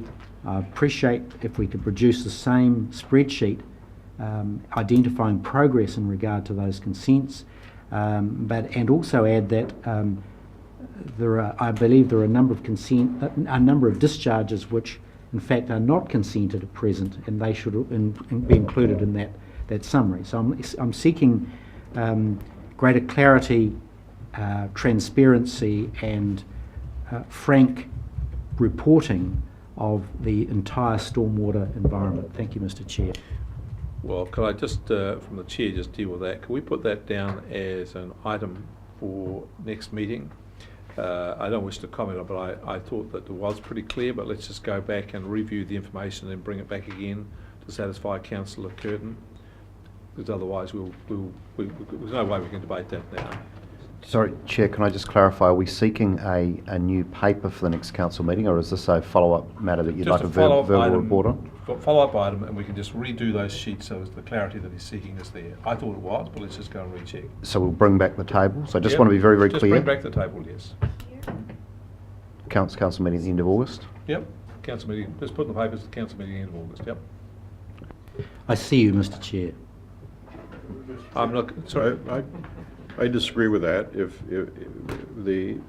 If Councillor Curtin wants a regular, ongoing update on are we progressing with more vigorous oversight in this area, I think it's a matter that should be coming up at each successive Environment Committee meeting. Nothing's going to happen between now and the end of August other than some paperwork shuffling. If we ask for a report in August, if we say we want a update in September, which would be, I guess, the next time the Environment Committee meeting is meeting, then we might expect, I think, something a little more substantive. Much better suggestion. Can I accept that? Would you accept that? Yeah, no, I think that's a much better suggestion. I think we've slightly crossed purposes here, but that's okay. Next speaker on this, Councillor Wilson. Thank you, Chair. Just speaking to item 11, Yep. obviously. Just a bit of a new view for me on the electric vehicle working group update. We've just been on the local government New Zealand tour, and Northland Regional Council run 12 electric vehicles. They've got more than anyone in the country, and it's not a competition, I get that, but we had an opportunity to spend a bit of time in a couple of them, and they've got onto a deal that Renault put out a car, quite a smart little car, that actually has got quite a long distance. It can go on a charge, 270 kilometres, versus sort of 110 to 150 with the Nissan Leafs and such like. And they've got a deal where they import them from England. It's quite a clever deal, actually. They get the tax benefits in England. These things come in as new vehicles under the government scheme, and they're landed here at the door, ready to go for about $34,000, something like that. The bit that got me sort of excited about it is they don't use them as the postal delivery cars around Whanga. They actually have their compliance people in them out in the field. Obviously they're not off-road, but you know, if you're carrying a full water sampling kit and et cetera, is probably not right. But if you've got a clipboard, that type of an inspection or regulation, absolutely no reason why you couldn't use it. And I guess the point I'm making here, after my light bulb moment, is I think there is a place in the council for electric vehicles that are, you know, they're certainly cheap to run, and they're incredibly cheap to service because there's basically nothing much in them except computer hardware and etc. So I have forwarded the contact on to our chief executive and staff member in charge of vehicles, and all I'd say is watch the space, because a vehicle that can go in excess of 250 kilometres has got quite a bit of use actually in the full council context. So I'd be happy to support that move in that direction at some stage in the near future. Any other speakers? All right. Do we have a move? We want to have a second close the debate? We'll just go straight to resolution. I'll put the resolution. All those in favour? Aye. Contrary, no. Carried. Now we can come back to item 10. Mr. Chairman. Councillor Dick. Mr. Chairman, in my view, whether this recommendation is passed or not, and I believe it should not be passed, will be the most important decision that has been made in this council term. The basic and fundamental reason why I believe that it should not be passed is that effectively it will impair the asset, the Ruataniwha investigation investment asset, so substantially that the reality is that the $20 million will need to be written off. Now, that is a very, very major decision with very major implications. But I'll go back a step. First of all, I believe the resolution is premature. It should await advice from our investment company that we've asked for. Secondly, I believe the process of bringing this recommendation forward is faulty. It's a major new issue that was not covered by any staff report or agenda item being brought to that committee. I believe that it is passed. If it's passed, because of that faulty process, it risks challenge by judicial review. And in my view, if that happened, and there are a number of parties who would be concerned to bring that sort of action and take the regional council back into court again, that the council would lose. Thirdly, in my view, the resolution is unnecessary, and this is my opinion. There is nothing wrong with the Public Works Act or securing strategic property through its devices. New Zealand has been built on the Public Works Act, and in this instance, there is no private land involved. There's public land. It's already in public ownership, and it's under the jurisdiction of a public agency who have said that they are very, very happy for a land swap to occur to enable them to give away 20 odd hectares and obtain 5 times that volume in its place. So there is nothing wrong with that process being undertaken should it be considered appropriate by whoever. But finally, I come to the principal point that I mentioned at the start of my address, and that is that if 10 is passed, it will impair the value of the investment in the Ruataniwha investigations and project to the point where the investment will need to be written off. And in my view, it would be absolutely irresponsible, and in terms of the fiduciary duties, absolutely irresponsible to write down the value of a balance sheet by this amount. Councillors, I just apologise to you briefly. I've got my processes a bit mucked up here. We should speak to a resolution, and I think we need to have, so it's in order with that.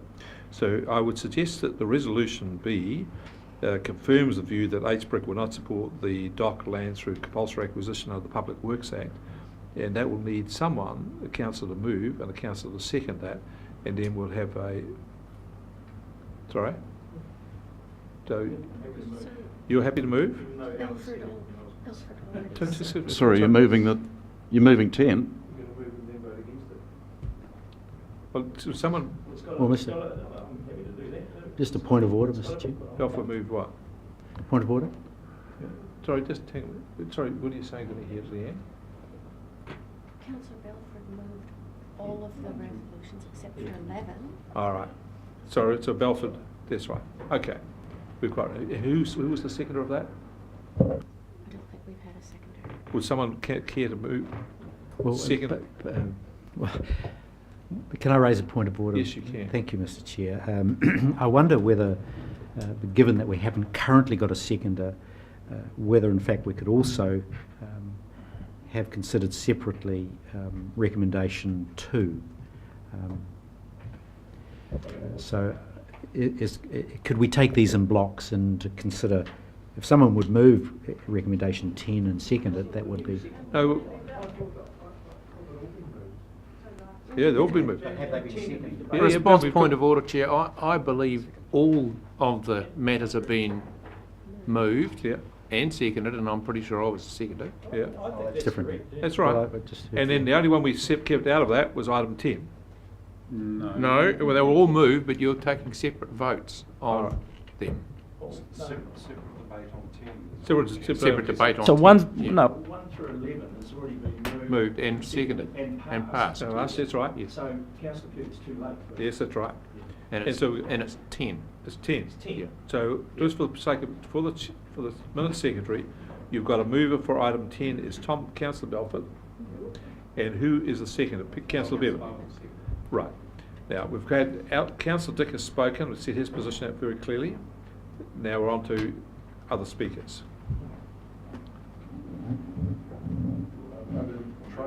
I'm sorry, just a question. I've been trying to find the resolution that was passed at the, I'm not quite sure this is actually the right wording, but I can't find in the minutes. Item 10. Yeah, I think that's correct. I think it is correct. Didn't it refer to or other mandatory? Is this the language? Is everybody? This Yeah, is this- the language. Okay. Sorry, Chair, that the other mandatory purposes was discussed in the meeting, and it was agreed at the meeting to keep it to Public Works Act. Okay. That was it. Okay. So it's the Public Works Act. So Right. would you wish to speak, Councillor Belford? Yes, I mean, I think that a number of things here. Since this decision has come from the High Court, there have been some excellent reviews of the substantive matter as to why this particular exchange lacked merit on conservation grounds. And I remember circulating one of those reviews to all councillors the other day, and I'm not going to regurgitate all of that, but there have been some fairly superficial, if not asinine, comparisons to trading 22 hectares for 100 and some hectares. There's a much bigger set of issues involved in that transfer, including the flooding of 400 hectares of valuable land, not just 22. So from a substantive standpoint, I think the case has been well laid out, including the initial staff work done by DOC on the value of the land that was to be flooded by this proposition. So from a substantive standpoint, I feel like we've had exactly the outcome we should have. From the standpoint of fiduciary duty, I moved on.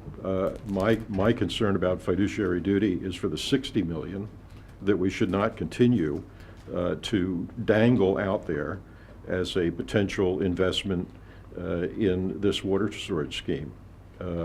My fiduciary duty is to move on and figure out how best to use $60 million to advance broader goals in this region.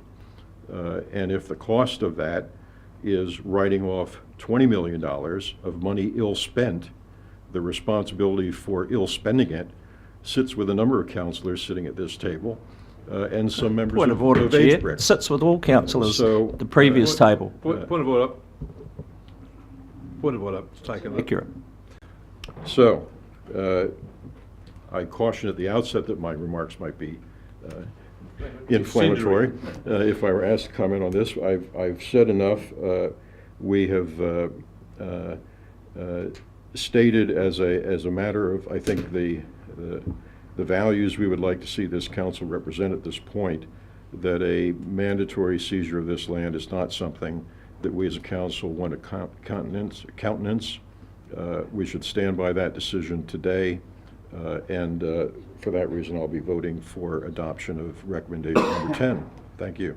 Councillor Bevan, wish to speak as a second? Briefly, Chair, yes, I'm also going to support adoption of 10. I was the original mover of this as an amendment at the Environment and Services Committee meeting because I felt it was important to send a pretty clear signal both to HBRC and to the rest of the community that this council can't and shouldn't contemplate taking that land by compulsory acquisition. It's just contrary to the intent of an organisation that has for its primary purpose managing the environment to take land that has clearly conservation value, and that's the end of the matter.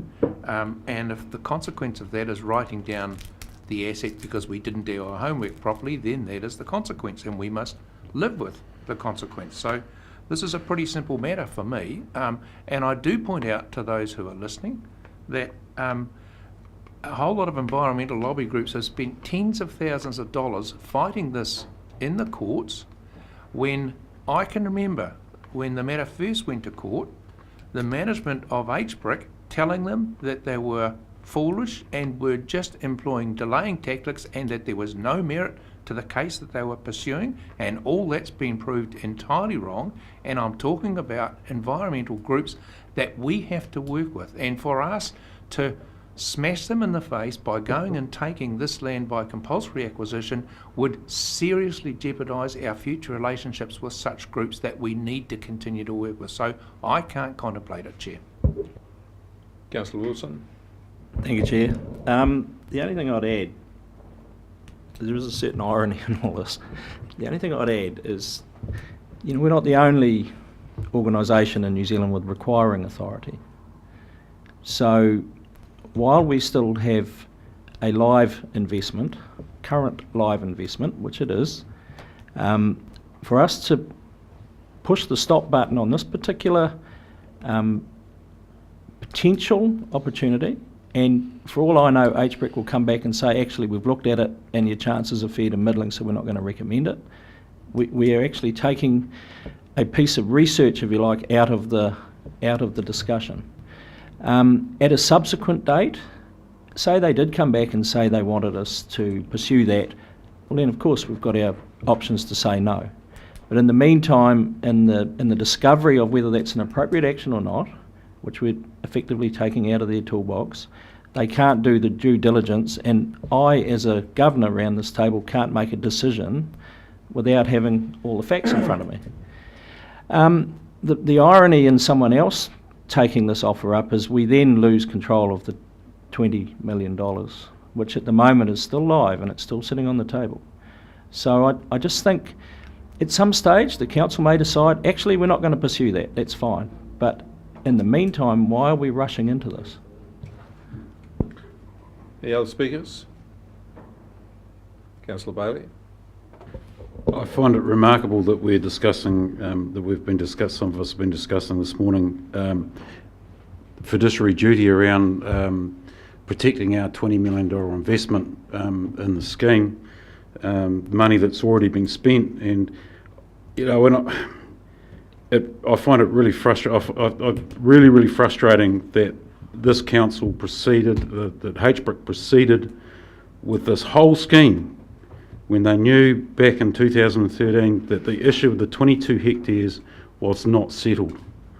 I find that the most bizarre and most outrageous decision that's been made in terms of it, not in a commercial and governance sense. I really, really do, and I really struggle to think that the ratepayers of Hawke's Bay are going to be in the can for $20 million because of that decision making made at that time.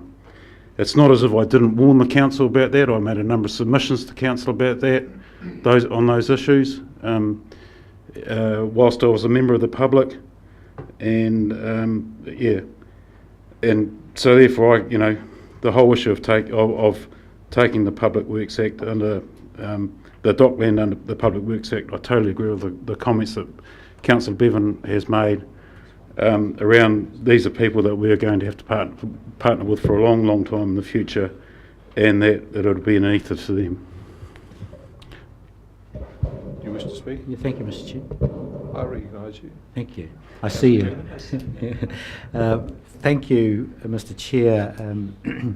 For me, there's just a practical reality around our current situation, and the reality is that getting a public works acquisition through in the current political environment nationally is near impossible in my mind. And I come back to a very sage comment made by the review panelist probably offered the most in terms of the 6-month review we undertook, and that doing nothing is not an option. We cannot afford to do nothing. We do need water storage, and we need it urgently developed over the next few years, and that is, if you like, a fiduciary duty of this council to proceed with substantial haste on.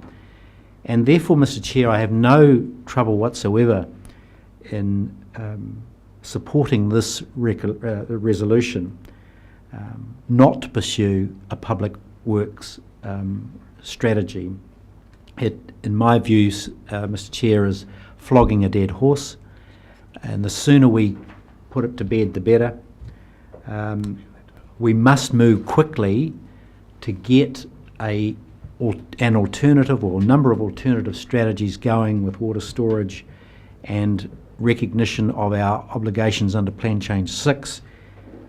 To linger now and in the false hope that we will somehow get over the line with a compulsory acquisition is simply forlorn and, in my view, foolish. The sooner we close the door on this, the better. Let's move and move quickly and use the 60-odd million we've got available to us, plus the experience we've got through the dam process. Use that to best advantage, and the way to do that is to close the door on this scheme and move on quickly to another that has a much stronger and more hopeful resolution for council, but also is much more acceptable to the wider community. Any other speakers? Councillor Hewitt. Thank you. I concur completely with everything that Councillor Dick and Councillor Wilson have said, and all I can really add to that is that we are awaiting advice from our investment company. To do anything otherwise is premature and is simply reckless. So I will not be supporting the recommendation. Can I make just a couple of brief comments? We've gone through this before. I don't share the view that this council can't have an opinion before HBRC has an opinion. HBRC is entitled, they're all grown adults, they're over the age of 18. That's why we put them there. They're all entitled to make their own decisions, and they're more than able to come along and tell us that we were wrong, the regional council is wrong, and you should do this. And if they do that, we're duty bound to consider that. I accept that. On the other hand, if we have a clear view, an inclination, then I think it's behoving on us to express that view, and subject to being taken back. So I don't see it as black and white as others. We've had the bogey of the judicial review raised in front of us. Well, that don't scare me. Two things about this. Firstly, it's a long-standing tradition in our democracy that when there's a gain taken by the court, Parliament does not retrospectively override that and take the gain. And I would see this reflected in Kiwi culture, and basically people think that if you've lost on one way, then you should simply accept it and that's the end of it. For this council to have gone through all this process and for the court to have ruled that the land was not available, to then suddenly take another backdoor method around to try and subvert the decision of the Supreme Court and the application would be seen by the public at large as a bit of slippery, slidey work. That's my view. Putting aside our relationship issues, which are there for sure, I agree with all of them, but I don't feel any particular angst about having a view about this, and I think if we have a view, we should be able to express it. If HBRC has a different view, they're more than entitled to come to that conclusion and advise us, and we contemplate it. But they should also, in making that, be known what our thoughts are at this point in time, and I see no problem with that. So I'm more than, I feel quite comfortable in supporting the reaffirmation of 10. Councillor Balfour, would you like to close?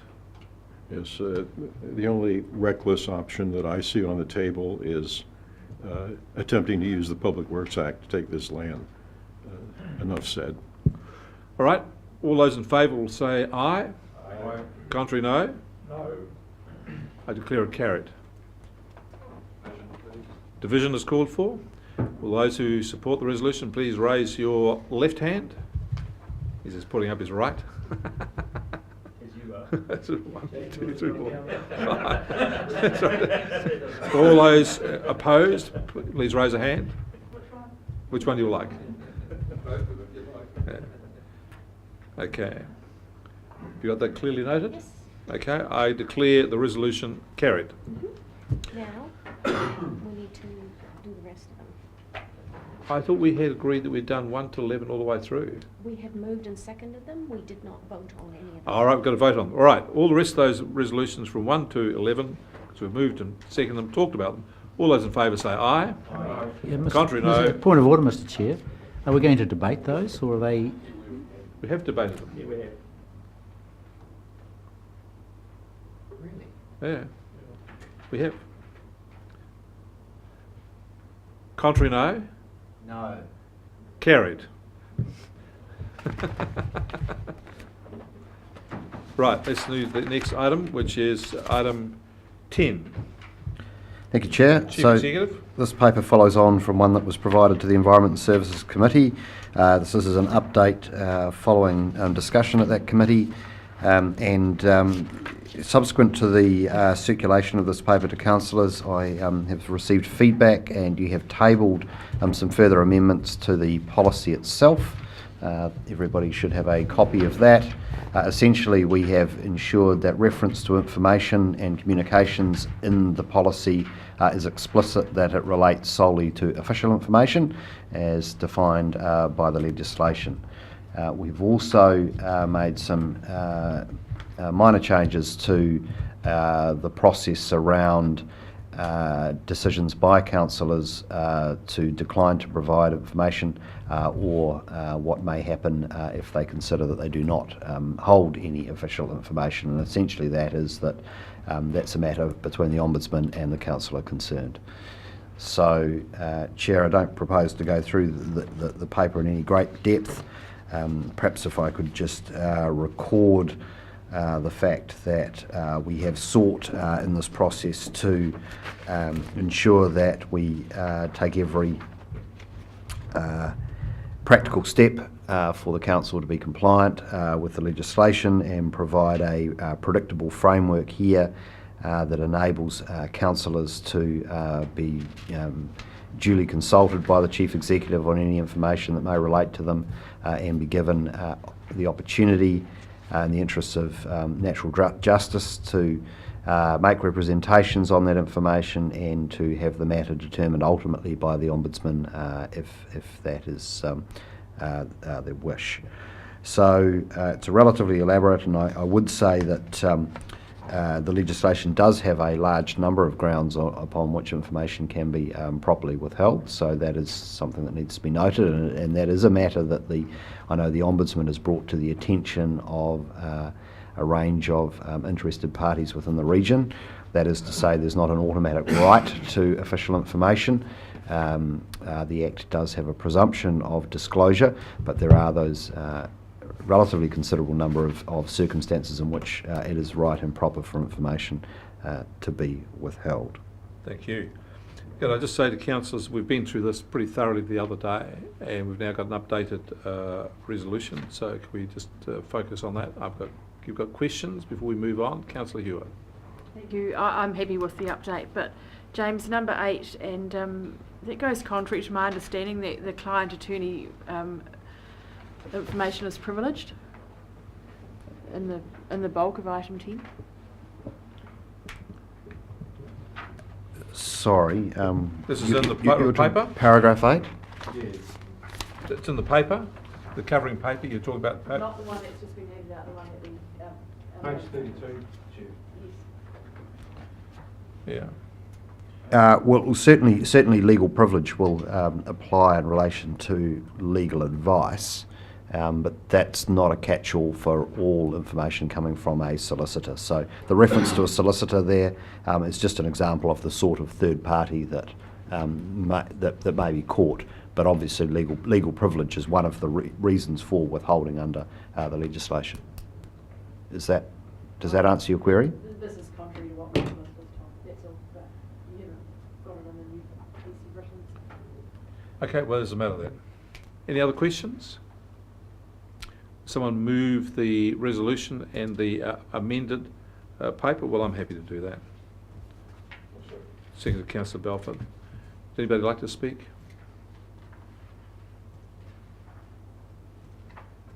All right, I'll put the resolution that the paper be received. What's the resolution got here? Received. Decisions not controversial, and the amended proposal as circulated be adopted. All those in favour say aye. Aye. Contrary, no. Carried. Right. Wait, can I just make one quick comment, Chair? But it's just that in terms of the new protocol that's been circulated, does that end up being available for public viewing at some stage? We will make it publicly available. I think it's important that the public are aware of our systems and processes around such requests, so I'll undertake to have that added to our website. Cool, thanks. Okay. The affixing of the common seal. This is seems like an activity from the Middle Ages. So, Chair, I've no comment to make on this other than that we continue to have a large number of leasehold land properties being freeholded. So, all right, I'll move the adoption of the report. Have a seconder. Councillor Bailey, are there any questions? Any comments, speeches? I'll put the resolution. All those in favour say aye. Contrary, no. Carried. We now move on to item 12, HBRC's media policy. Can we have some introduction from you, from the Chief Executive, please? Thank you, Chair. We have Mr. Broadley with us as well to explain the paper before you. If I can perhaps just clarify that the intention of the policy being reasonably generic is that it does relate to commentary which may involve councillors. As the attached policy points out, it is guidelines to staff and contractors, but staff doesn't include, or employees does include under the definition councillors. There's not an intention here to constrain councillors with respect to their engagement in social media. This is principally a guide to staff who are responsible for managing our social media platforms. So hopefully that is reasonably self-explanatory. I have had feedback from the acting chairman that he would like to see the addition of the chief executive explicitly in the policy as the final decision maker in relation to any actions that need to be taken in relation to the policy, and I am more than happy to agree to that and have that amended in the policy. Thank you. Any questions that councillors might have about this?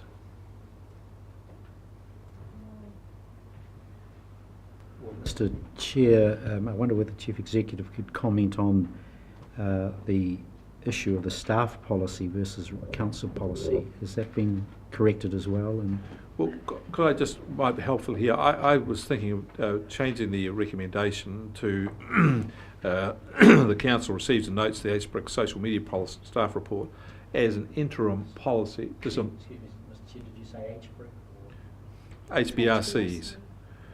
HBRC as an interim policy pending future development and reporting back to this council.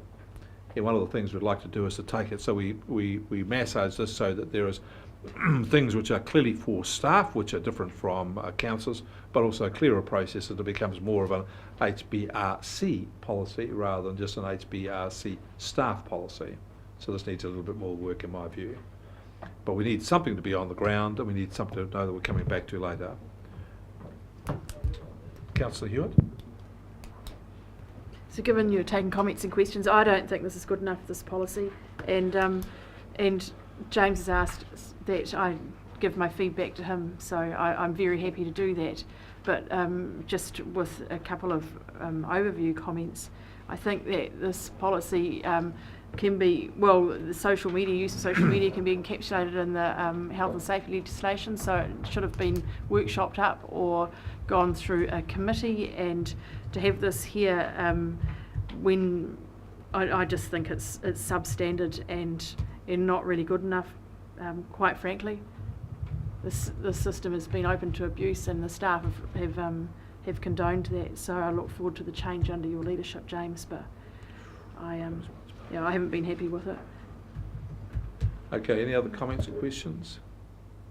Councillor Belford. I would like a little more clarity before there's a private exchange here about changing this policy as to what more precisely are your concerns in terms of what this does not adequately deal with. Councillor.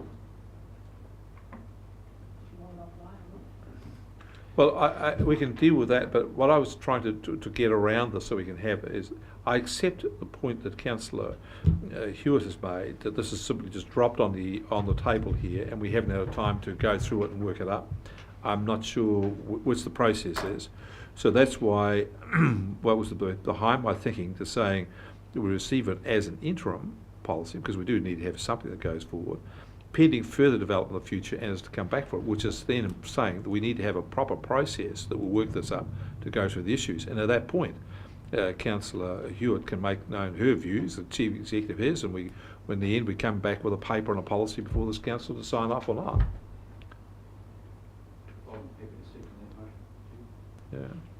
Yeah. You...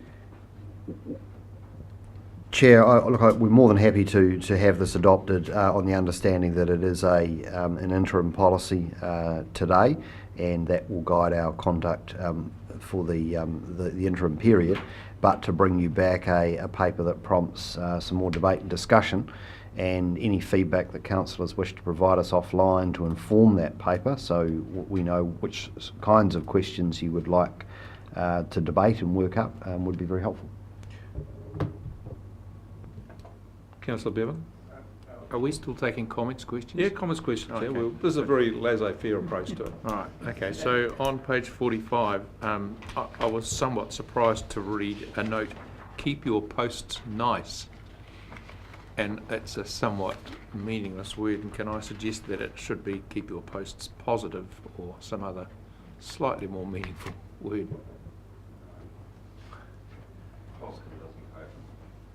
Well, Mr. Sorry, Councillor Curtin. Well, Mr. Chair, if you are taking comments, I mean, I don't think it's appropriate for us to determine that we must only accept positive comments. If someone wants to make a negative comment, we'll make one. I'm concerned that this is moving into censorship of the site as opposed to eliminating the most outrageous commentary. If I may be could just say this is exactly the reason why I thought we should avoid having a debate here, and we should just accept this as an interim, pending it to go back for further work, for it to come back, for us to have a proper policy developed in a way and have this discussion. Whether something's going to be nice or something's going to be positive, we can spend some time elsewhere rather than this way. I'm happy with the word constructive as an alternative. But let's just take the thing.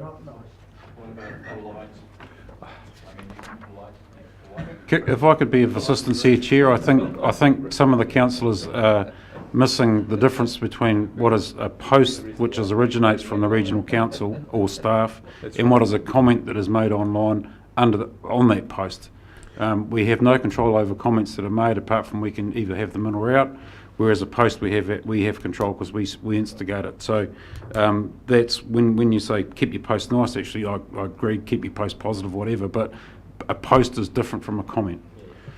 So I'll move the recommendation. The Council receives and notes the HBRC social media staff report as an interim policy pending further future development and reporting back to this Council. I have a second of Councillor Bailey. Councillor Belford, you'd like to speak? I wish to comment.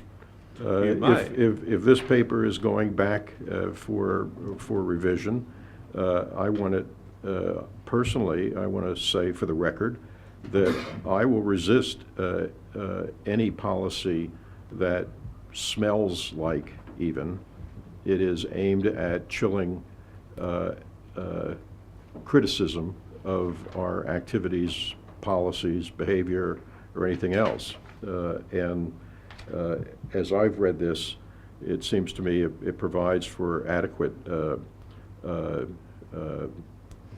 moderation by staff to deal with the issues that are articulated here that would be problematic from the standpoint of taste or other considerations. But rather than just blindly saying today that one or another councillor has a problem with it, so we're going to take it back for revision, I'd like to add some direction of my own to what that revision ought to be, and it should not be anything that would be interpreted by media or other observers as chilling the debate that ought to occur on this site. Any other speakers? Councillor Bailey. Thank you, Chair. It's necessary. I think it's necessary for us to have a formal policy. So it's really good. We're making a start on that. But I'd just like to make a comment to Drew and the media team that since my time when I was elected to council, I think the Facebook page, the council's Facebook page, has gone from strength to strength. I think we're doing the posts that we're making on the Facebook page have been of a very positive nature and a very informative nature. We've come out a number of times with different posts that have been really good for informing the public of what's going on. So I'm finding that really, really useful. And in fact, to me, a lot of the comments that come under those posts are in the main very positive about what we're doing, and very thankful that we're actually getting that information out there. So I'd just like to pass on that. Congratulations, Drew. Okay, I'll just make a couple of comments before I put the resolution in response to Councillor Belford. Your point about having a free and frank exchange of views on this thing is accepted certainly by myself. I would be alarmed if HBRC's Facebook page got a new banner headline called Pravda. It's not to be a propaganda sheet, it's to tell its story, but also it's to have I think a free and frank exchange, but there cannot be limitless exchanges. So there does have to be some moderation at some point, and we all accept that. Free speech is not unlimited. So we have constraints, and we'll work out what those constraints are, and we'll have a sensible discussion about it, and we'll come back with a coherent policy which we'll all have an input in and sign off on, which will be policy which will govern the site for both staff and for its interaction with governors, which will be different. All right, I'll put the resolution. All those in favour will say aye. Aye. Contrary, no. Carry. Let's move to item 13. I'll take... now, I'll go through this. It's only needs, instead of going through and having a summary of these, are there any issues on here that councillors wish to bring up?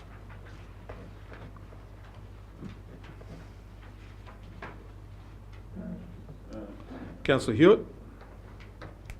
The fund projects, have we had any feedback back on the Freshwater Improvement Fund application, success or otherwise? Yes, you'll get a letter today via email. I can't disclose it in public meeting, but you'll get a letter today. Councillor Belford. I just want to comment that I really enjoy the organisation of this. This has changed from being organised by, as I recall, staff functional areas to actually understandable work projects or areas of activity. It makes it, I think, a lot easier to appreciate what's going on in different areas. So I like this. I think there's been a change here. Am I making that up? Or thank you, Councillor Belford. You've redefined the notion of enjoyment. Councillor Bailey. Making nice comments. Thank you, Chair. Point number 23. So at the end of the next month, we're expected to be considering the electoral system. That's obviously looking at, say, going from first past the post to a STV system or something similar. We do that every 3 years. Do that every 3 years. Yep. Okay, and so there is a public there's a process for potential public Yes. engagement through that? Well, actually, it's a question that I was going to put to you via email this week, was whether or not you wanted us to prompt any public discussion on this via social media. We're not proposing any particular public meetings, public engagement on the matter. I understand that historically that hasn't occurred. A very low-cost way of us doing this is to push the issue out onto our Facebook page and ask people what they think, and bring that feedback back to you when you make your decision. That was just something I was keen to get some guidance on. Excuse me, Chairman, is that before or after the council has made its decision? That would be before. But so you're opening it up in entirety. Could I suggest that the... I don't think that's a good process. What I'm used to is that the council reaches a position and then does a formal consultation on it. So formal consultation would be required, and I guess the question is whether or not you think there's any temperature check you want to take with the community. It was brought to me as a question. I don't have a particularly strong view either way. I'm not sure how much feedback we'd get from it. Could I just stop this here? This is a decision this council needs to make, is whether it's going to proceed down this path or not. And I'd be alarmed if we made a decision about how to proceed one way or the other on the basis of a comment out of this paper here. So I think the best way forward is for the Chief Executive to send his email, and then we decide whether we're going to enter into something as a council, enter into a process of consultation, how we're going to approach it, and have a council-led process here, rather than push the boat out and then have people come back and say, well, we think we might do that or may not. We have to have control of the process. So let's the Chief Executive write it out, and let's make sure we make a council decision. Councillor Wilson. Question, Chair, to Mr Maxwell, number 46 it is, on page 50. The HBRC Tranche 2 water takes on hold pending further information. Is that information on scheme information, or is it information on whether they want them or not, or what's that about? So Mr Miller's not here, he would normally answer this, but I have actually spoken to him about this in relation to change 6 paper going to the planning committee, and council has recently written to HBRC and explained that it's on hold pending further technical information to allow assessment of the takes. They've basically written to them and said they need that by the end of this month, otherwise the consents will be notified. So HBRC really needs to make a decision whether it wants to proceed with them or not. Okay, any other questions? Councillor Wilson moves. Do we have a seconder? Councillor Belford. Just a brief comment, Chair. At the risk of incurring a heart attack from my colleague, Councillor Belford, I concur with him wholeheartedly. No, he looks alive. The vital signs are still bumping. I need to reconsider my... All right, all those in favour will say aye. Aye. Contrary, no. Carried. Then we come on to items of business on the agenda, and the first one is, did I write my note? Manawatu Gorge. Can we put that down at the bottom, because the list of the other things written through, I've got my notes here somewhere. What a conservation orders. Yes, the WCO. Who raised that? Councillor Belford. I raised that, but given that Bingo. Given that there is no media present that would benefit from understanding what our position on the WCO is, I guess we can just treat the matter as having been discussed, and we all know where we stand on it, and it'll be communicated tomorrow. People might be watching live streaming, so you probably should. I think you should articulate what the position is clearly, and then so you set out what the so position. let me. The reason I asked for this to be on the agenda was that the water conservation order has been formally gazetted, I guess is the term, for public comment. That action has stirred up a fuss amongst some of the interested parties, and I think it's important for the public to understand where the regional council sits on the matter at this point in the process. And so I'd ask the Chief Executive to articulate that for us. And this is with respect to the water conservation order on the Naruru River. Correct. Okay. Thank you, Chair. We were informally advised on Monday that a call for submissions would be made by the special tribunal that's been appointed by the Minister. That formally happened yesterday morning. We have been encouraging the Secretariat for the Tribunal to discuss with the Tribunal the merits of having a pre-hearing. Pre-hearings are a commonly used tool for the interested parties to get together and have a dialogue with the Tribunal about its process. We're disappointed that that suggestion has not been taken up, and therefore formal submissions to the conservation order have been called for with 20 working days. Now 20 working days is the minimum requirement, so the Tribunal could have taken longer in terms of asking for submissions, so they've given us the shortest amount of time, have not taken up the offer of a pre-hearing, so they've put significant pressure on all parties. We presently have a draft submission which has been adopted by the Regional Planning Committee, which is process focused, and that is on the basis that the downstream lower reaches that are very much bound up in the tank process should be considered further down the track after the upper reaches are considered first of all. That will continue to be the nature of the submission we will make, but given that we may only get one shot at making a submission, staff are presently doing some work on all other matters that we may wish to include in the submission, which will be substantive matters around our position, particularly in relation to whether we consider there to be outstanding values in the lower reaches of the Naruru and in the Clive River.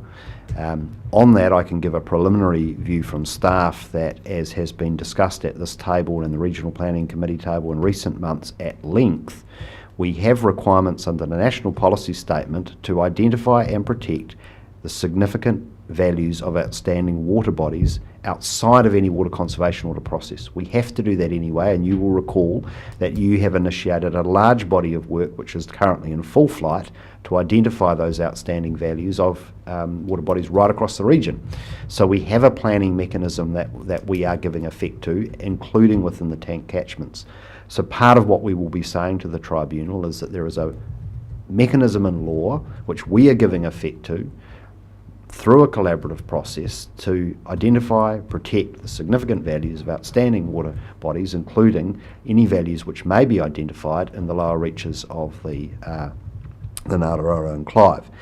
All of which is to say that the appropriate mechanism for the appropriate focus of the water conservation order is almost certainly those outstanding values in their natural state in the upper reaches of the Naruru. So that's a bit of a taste of the advice that's coming forward, but we will we've got 20 working days, as I say now, to prepare that submission, so we'll be working up some draft advice and providing it to councillors. Given we haven't got a council meeting in the intervening period, we'll look at what workshop options we have, or whether we need to do it via a special meeting or through round robin. Could I just say that it would seem to me that what we're looking for here is a clear statement of this council in a soundbite where we stand on a key issue, and that is whether we see the WCO encompassing all of the Naruru, or whether we see the work should be in two parts. The work should be in the upper part, and we should regard that differently and separately from that of the lower part. That's what our position is. And I think that's what we've got to. Councillor Belford seeking from here and clarity, and I think that's what we've got to. So if we articulate that in the future as a soundbite view of what we stand for, we're all comfortable with that. Chair, can I suggest that I do some work with the relevant team and comms to draft up a media statement which is effectively our position at this point in time, subject to doing further analysis, and that be shared with councillors and be a statement from the acting chair, I suggest. Yep. And we try and get that worked up in the next 24 hours, particularly before the tank group meeting tomorrow. Agreed on that. Okay. Let's go to LGNZ, Paul Bailey. Thank you, Chair. Along with Councillor Hewitt and Councillor Wilson, I attended the local government NZ AG conference over the weekend, which included a couple of days beforehand having a regional sector tour around Northland with our fellow regional councillors from around the country. And I'd just like to thank Council for that, granting me that opportunity.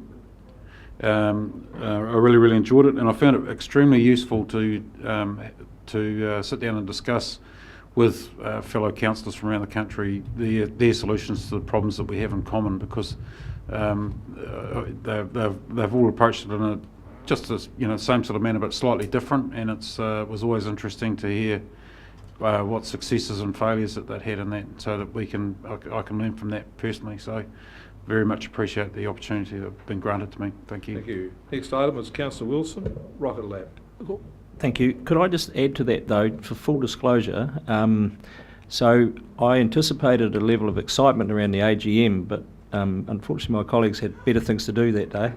And I was there on my own. I just need to get this on the record. So I had the vote of the council, and I was given one job. That was Rachel Reese was going to replace Lawrence Yule.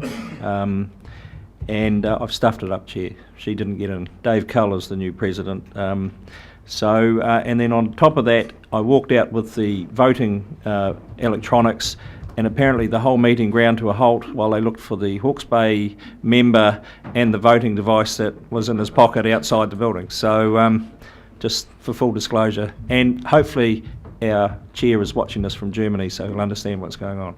Well, I don't know, other than it sounds like an ongoing sequence of stuff-ups by Councillor Wilson, who's confessing all in the hope that he'll get some reprieve. So Rocket Lab, yeah. Please. So I did, on a more serious note, have an opportunity after meeting Peter Beck, who presented at the conference with Mayor Little, a chance to go and have a look at their facility on the way to the airport. Unfortunately, they couldn't fit anyone in until 2:30, which precluded my colleagues who were on an earlier flight. Because I was still stuck at the AGM, it meant I could do it. I had to change the flight, etc. Amazing technology when you see the 3D printers going all around this shed, making widgets that big to components that big. And the computer room, mission control they call it, with a bank. I've never seen such a bank of technology in one hit. I guess the point I'm making is Rocket Lab are here to stay. They're a serious operator who are in our region. They're employing at least 5 people every week at the moment. They can't get enough technical people to help them with their work. They actually have a concern, a slight concern going forward with the America's Cup coming back to New Zealand, that the meagre pool of fabricators that they use to make the fibre for the rockets will be under more pressure from other competing interests and potentially big money interests, which I just see the whole thing as being a very positive problem and opportunities for young people throughout the country. But the other point I'd make, and I'll just got some papers here for Predator Free New Zealand meeting, which is this afternoon by teleconference. They're a good corporate citizen too, Rocket Lab. They are contributing to pest programs all over the place. They're right in with Peter, with Rob Fennick and others, and the whole thing's got a bigger, better feel to it after seeing the operation firsthand than I initially thought. So I thought that was worth sharing to you. Thank you. I presume that giving possums a one-way ticket to Mars. Councillor Hewitt. Thank you. Just in terms of having spent 5 days away, well, 6 days actually, on the local government conference, I just thought it was a good opportunity to raise a couple of issues that I thought were quite pertinent. And the first one was the fact that when we look at our flood protection schemes here in Hawke's Bay, and they are paid for by our local ratepayers. So in my neck of the woods where we were last Wednesday, we have some individual ratepayers who are paying 30,000, some are on 20, some are on 19. There's substantial investment going in from local ratepayers, but there's a piece of work that's been done through the regional sector group, and this research has shown that for every dollar that a ratepayer has spent, the central government's benefiting by $60, so 60 to 1. But in terms of Hawke's Bay in general, was it $1 to 130 or 134, James, something like that? 131. So the point out of that is that the ratepayers and the flood protection schemes are paying for protection of the infrastructure assets throughout the regions, like the bridges, the roads, the railway lines, and central government has not been contributing to these schemes. So there's some work being done on methodologies and who should pay in the future, what are the new methods of funding, and clearly government is a beneficiary of the scheme, so how can we be spreading that weight from the communities that are at this point in time paying. So that's something I'm really looking forward to getting involved with James and on behalf of the region. Another couple of visits that were really interesting. One was, well, in fact, I wouldn't say too interesting, but the Poplar Nursery, there was a key issue there in that they, and as we do here in Hawke's Bay, coastally particularly, any erosion areas, they have a 5-year nursery development scheme going to get the poles ready for going in the ground on farm, and then another 5 years before they're providing any protection. So that 10-year window is creating some real challenges in the northern region, as we see here. So that was good. The other, well, there were loads of things that we really enjoyed seeing and doing, and were very interested. But one, Sally Chandler had asked me, well, Fenton and I in particular, to have a look at was the Enviro Schools visit, and so which was fascinating. As you know, we here support Enviro Schools. Well, we visited a really cool example up in Northland, and it was the last, I think it was Sunday we were there, was it? Saturday? No, Saturday. Anyway, it was school holidays, but quite a group of these kids came in to spend the afternoon with us, or a little while, and it was really lovely. They'd put on afternoon tea for us, and they walked through what they're doing, and this is a very low decile area where they've got the beehives and they're harvesting olives and picking some kawa leaves and lavender and making a balm and then selling it, which it's a magic balm, cure-all balm. And we saw little kids. I mean, one of the little boys had gone and noted the recipe and started doing it in his own home, and he made $250 in one hit, so he was quite stoked. Another boy turned up, and he was aged, at a guess, maybe 11 years old, 11 or 12. He was quite gorgeous. He had his head shaved around the sides and a top knot all tied up, and he had a black tie on for us. And I commented on his presentation to the principal. He said, yes, he wants to be the Prime Minister one day. So the work that these Enviro Schools are doing throughout the country in areas where they didn't have a willingness to engage or learn to read and write, in terms of taking kids on business journeys and journeys for life, was a wonderful example there. And so it's something that I'm really proud to support here. But I gather Paul said thank you for the opportunity, and I think it's been a tremendous few days. It's been a lot's been stacked in, and we were very, very grateful to our Northland hosts who turned it on superbly, including the rain. So yeah. Thank you. Second last one, Mike. Well, you're on Havelock Water. Yesterday I met with a small group of people from Havelock, and they, one of them was my daughter, and another singer in a band that she thought that I would know, but being an Elvis fan myself, I've never heard of this band. And what they're going to do is make a song video type of thing, and incorporate all the things that the general public can do to look after the waterways. So that's sort of, and then they're hoping to flow on from that video to actually engage the public, not only in Havelock but throughout Hawke's Bay. So that's just for your interest. Perhaps they might like to come along at some future meeting. Is it a 10-minute slot that they would be able to have? That would, by negotiation with the Chief Executive and the Chair, we'd have to have a clear idea what it was, and only if it was put to music. You've got a rock and roll band. Okay. You and Rex probably need some lessons. We do. Sure. Okay, well, the last item is on the Manawatu Gorge, and that's one I put on. I've had the opportunity to read the press report on the Minister of Transport's announcement, which is that only thing he says in this, that it will bypass Ashurst. We're not sure what that means. He wouldn't give any commitment to whether or not the gorge will be closed permanently. He wouldn't give any commitment to what the office is. He says that we're going to have a more resilient route, but not sure where that is. I have to say to you, quite frankly, this is a mouthful of mumbles. And wait and watch until the end of the year. Well, I feel even more fired up to make something about this, and I think that just to let you know that I'm attending, as the chair of the regional council, put out a statement saying that we're disappointed in this. Mr. Chairman, I've no problem with that. However, I would say that I'm aware, as our transport manager is aware, that that LTNZ have got their heads down and their little bottoms up with their engineers and their planners working overtime to look for solutions here. And the solutions are not going to be easy, and they are likely to be expensive.